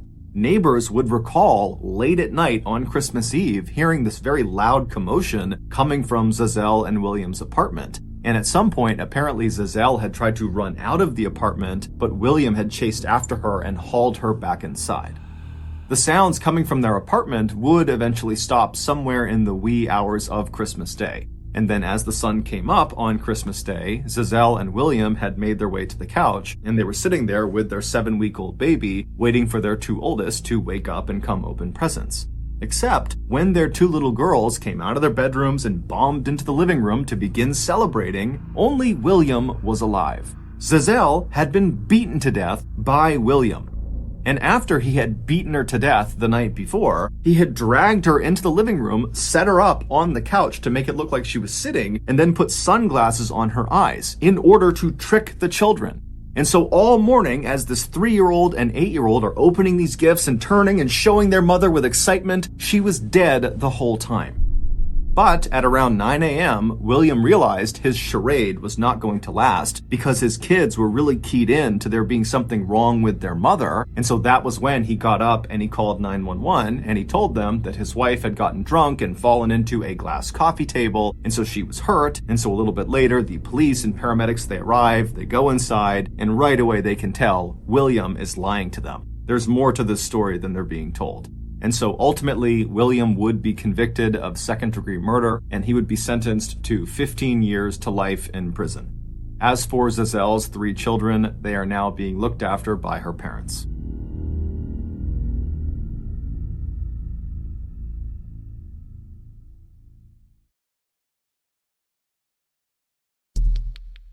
Our next story is called Stealing a Slice.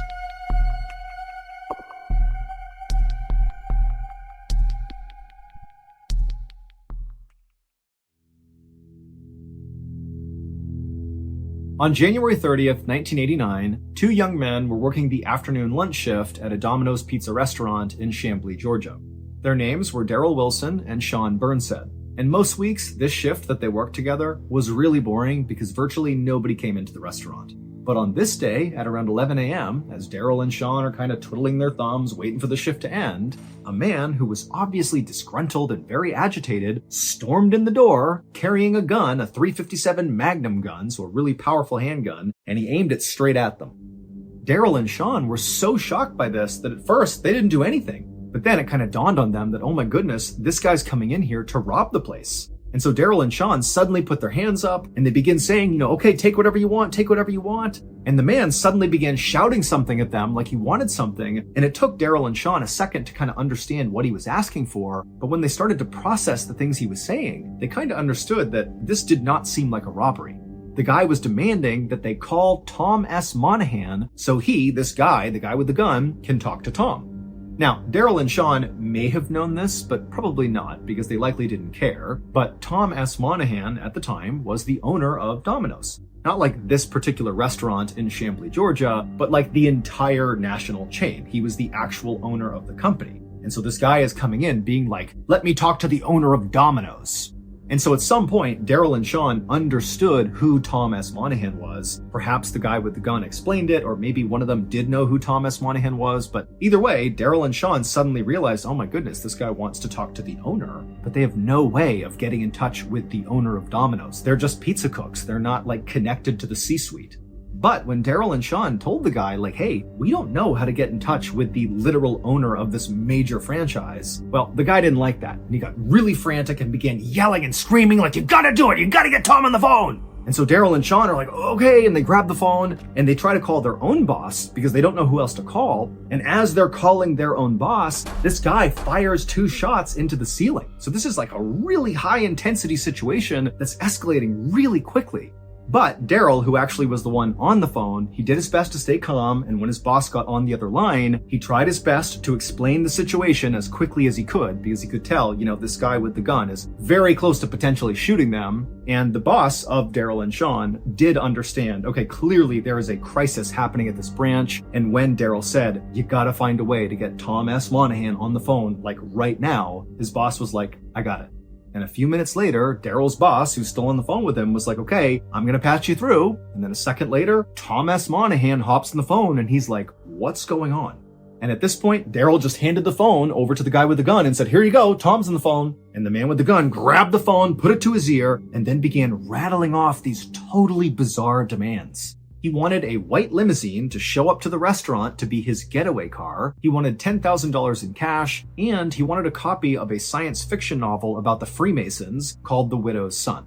And so Daryl and Sean, who are behind the counter witnessing this, they're hearing these demands, and it's clicking for them that clearly this guy is not mentally well. This is a guy who's totally unhinged, and who knows what's going to happen.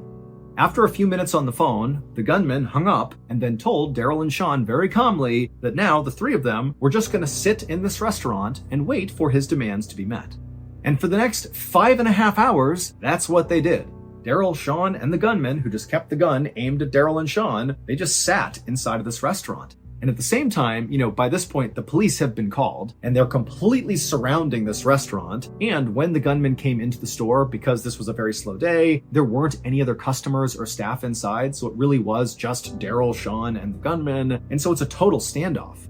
But interestingly, for Sean and Daryl, who were right there with this gunman, they started to sense that this guy was not here to hurt them. He was really after Tom S. Monahan, and over those 5.5 hours they were just sitting there with him with his gun aimed right at them, he periodically began telling them, what his gripes were with Tom S. Monahan.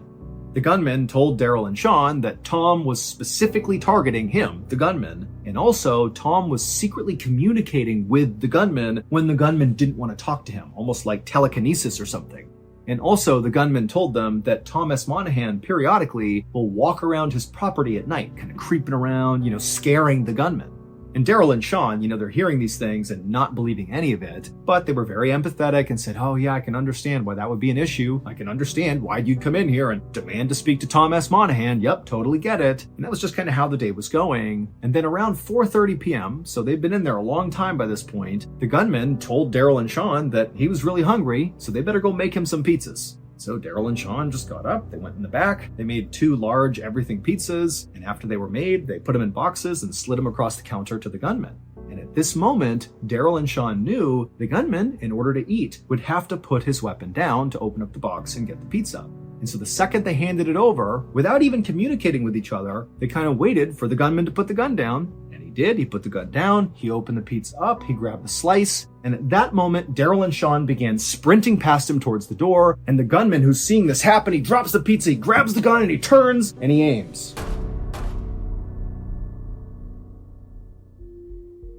So to really understand what's happening here, you need to understand what type of marketing Domino's, like the national franchise, was doing to advertise their product. Starting in 1985, Domino's came up with a very popular advertising campaign called The Noid. And the Noid was actually a character. It was like this weird claymation character with big sneakers and bunny ears. He was like this goofy thing that was the equivalent of McDonald's Hamburglar, but this was for pizza. And what Domino's did with the Noid is they would run these ads on TV where the Noid was like this menace who was always out to disrupt pizza deliveries. Not necessarily Domino's pizza deliveries, but generally pizza deliveries, it's like the Noid's gonna destroy them, either by, freezing the pizzas on their way to the person's house or smashing them into the ground or causing whatever mayhem the Noid could create to stop pizzas from getting to their customers. And so Domino's kind of catchy thing was avoid the Noid with Domino's. Meaning like Domino's, the chain, was the only chain capable of avoiding all the chaos that could disrupt you getting the thing you want, your pizza. And this advertising campaign was brilliant, not only because it really worked, people really liked Domino's because it did seem like they were superior, but also they were able to kind of franchise this character itself, the Noid. It became a toy you could buy, and there was talk about doing a TV show and maybe a movie around this Noid character. And Michael Jackson, like the king of pop, he put the Noid in one of his music videos. I mean, this was a really, really successful advertising campaign. But for as successful as this campaign was, it did unfortunately lead to what happened inside of this Domino's restaurant in Chamblee, Georgia. So on the day this gunman came charging in and held up the place, aiming the gun at Sean and Daryl, it would turn out the gunman's name was Kenneth Lamar Noid. And Kenneth Lamar Noid was not going into the store to get money or to steal food or to hurt, Daryl or Sean. He was there to get his revenge on Tom S. Monahan, who he looked at as the person responsible for coming up with this Noid campaign. Because Kenneth Lamar Noid was very mentally ill, and he believed the Avoid the Noid campaign was not a marketing campaign, but rather Tom S. Monahan specifically targeting Kenneth Lamar Noid, basically making him out to be this big villain. But Kenneth's plan for how to deal with this totally backfired because, in a totally ironic twist, by holding up this Domino's franchise and creating this huge standoff, he literally became like the Noid because no pizza deliveries could be had that entire day out of that franchise. And so Kenneth Lamar Noid, in an effort to stop Tom S. Monahan from running this Noid campaign because I'm no villain, I don't go after pizzas, I don't try to stop people from getting their pizzas, in an effort to do that, that is exactly what he did. He literally became the human version of the Noid. And so after Daryl and Sean made a run for it towards the door, Kenneth did grab his gun and he did aim it at the two men, and he even fired it a couple of times, but he missed and Daryl and Sean were totally unhurt. In fact, nobody got hurt. All that happened is Kenneth Lamar Noid looked like the Noid and he got arrested. However, instead of going to jail, he was sent to a psychiatric hospital. As for the actual advertising campaign itself, which was very successful, avoid the Noid, well, it would not survive this total PR nightmare, and Tom S. Monahan canceled it immediately after Kenneth Lamar Noid was taken off. So in a weird way, Kenneth actually did sort of get his revenge.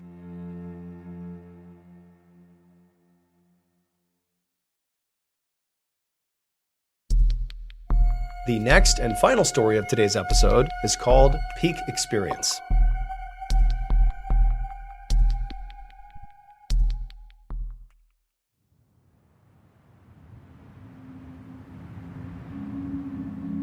On April 1st, 1984, a 28-year-old man named James Sevigny opened his eyes and looked down and saw his whole body was covered in snow, and a lot of that snow had turned red from what looked like blood. James tried to take a breath in, but as soon as he did, his chest exploded in pain. Then James began moving his tongue around in his mouth, and he realized there was this weird substance in his mouth, and there were all these sharp objects in his mouth. And so when he spit, he realized what it was. It was blood and shattered teeth.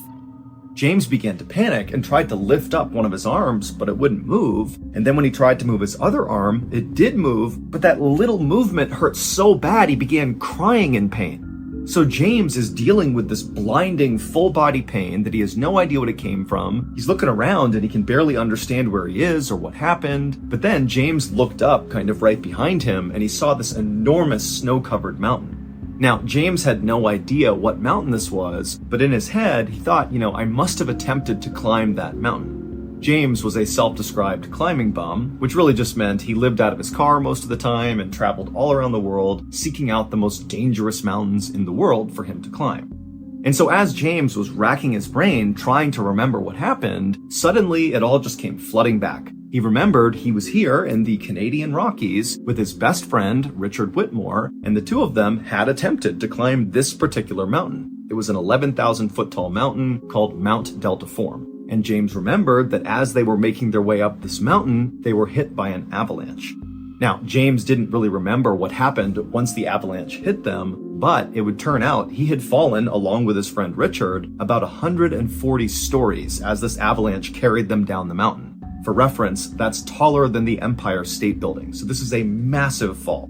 And so as James is remembering that avalanche, he began looking around frantically for his friend, Richard, hoping that maybe he was okay and nearby, and they could work together to get out of this situation. And sure enough, at some point, James looked over and he saw there was a crumpled figure kind of lying in the snow that obviously was another person.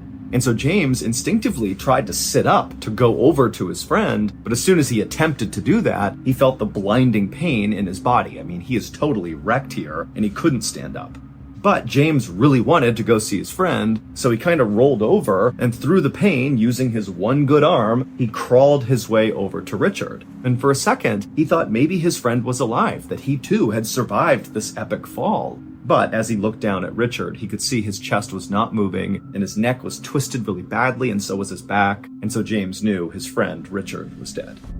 And so James just collapsed into the snow, feeling unbelievable anguish and sadness and fear. I mean, this is the only other person out here. They are nowhere near civilization, and it's going to be at least 4 days before anybody even notices that they aren't back yet, because that was when James and Richard were supposed to be home. And now James is thinking, I can't even stand up. I can barely breathe. I'm so badly hurt. What am I going to do? And pretty quickly, James adopted the mindset of, unfortunately, you're going to die here. And this was something James had always thought would happen to him eventually, that a mountain would end up killing him. And here he was realizing that, yep, that's exactly what's about to happen. I'm going to die out here. And so James just kind of lay there, resigned to his fate, literally waiting to die. And after about 20 minutes, when his body began to go numb and he was starting to enter into hypothermia, James heard a voice from behind him. It was this woman who walked right up to him, and she said, "You can't give up. You have to try." And James, even though he was totally caught off guard that there was another person out here, there was something so calming about this woman and the way she was talking to him that without any hesitation, it was like James's whole mindset about this situation completely changed. Suddenly, he was not ready to give up and die. But now, because of this woman, he was going to fight to survive. And so, after kind of moving around and looking back towards this woman, she would say to him, "Put your coat on." And so James, despite the excruciating pain, used his one arm that still worked and kind of propped himself up, and then he pulled his coat out of his pack, which was lying near him, and very painfully he slipped this coat over his broken and damaged arms. And then once the coat was on him, the woman said to James, "Now take a sip of water." And so James, without any hesitation, he reached over and grabbed his water. He unscrewed the top and took a sip, even though the water stung his totally shattered mouth. And then after James put the water down, the woman very calmly told him, "Okay, now disconnect yourself from Richard's body and then use the tree right here to pull yourself up." And so he untied from Richard, and then using his one good arm, he grabbed the tree and he managed to hoist himself up onto his totally destroyed legs. And he couldn't believe he was even standing at this point, but here he was, up on his feet. And then the woman said, "Okay, it's time to move." And so James began walking away from the mountain, and this woman just followed along behind him. And for a long time, he trudged through this knee-high snow, barely able to take a step without this blinding pain coursing through his body. But every time he began to stumble or slow down or seemed like he was going to give up, the woman would very calmly urge him to keep going, keep moving. And finally, after about 4 hours of this horribly painful trek James was on, he came upon the camp that he and his friend Richard had built before coming over to this mountain to begin this climb. And so James quickly began moving towards his tent that was still pitched, that he knew inside had a warm sleeping bag and some water and food. And so as he made his way towards the tent, he stopped himself and he turned around to talk to his guide, to thank her for pushing him onward. But when he turned, there was no one there. And when he looked at the ground, there was only one set of bloody footprints that were his, leading all the way back to where he had fallen. This guide, this woman, she didn't exist. James was totally unsettled by this and really didn't know what to do about it, but he knew right now the priority was just to survive. And so he made his way over to his tent and he attempted to get inside of it, but his hands were so cold and so badly beaten up that he couldn't use the zipper. He couldn't even get it open. And then finally, when he managed to use a tool to get it open, he couldn't open up his sleeping bag. It was like his body was shutting down. And so we thought, okay, I'll make a fire and that will be enough to keep me warm. But again, it's like his body was failing him and he couldn't do it. He couldn't start the fire. And so right as James is realizing that, despite making it to this campsite, he may not be able to survive because he can't use the campsite, he began to hear voices. Right away, James is worried that the voices he's hearing don't really exist, like this woman he had seen. But sure enough, just a second later, 3 skiers came around the corner and they saw James. And amazingly, one of them was a very experienced mountain guide, and another one of them was a nurse. And so right away, when they saw James, they saw he was dying. The nurse rushed over, she made a fire for him, she got him comfortable, she put on warm clothes, and the mountain guide, he took off to go get help. And sure enough, a couple hours later, a helicopter arrived and they airlifted James out, and he would make a full recovery. However, it would take James years before he finally opened up about this mysterious vanishing woman who literally saved his life. Without her talking to him and urging him to go, he would have laid there next to his friend and died. But James, he was afraid to bring up that he had seen this woman in fear that people would think he was crazy. But when he finally brought it up, he would quickly learn that he was far from the first person to experience this phenomenon of having this invisible person help you. In fact, this phenomenon is common enough that it has its own name. It's called the third man effect. The third man refers to this mysterious vanishing person that steps in and helps people survive who have just undergone some horribly traumatic event. An example of somebody else who has experienced the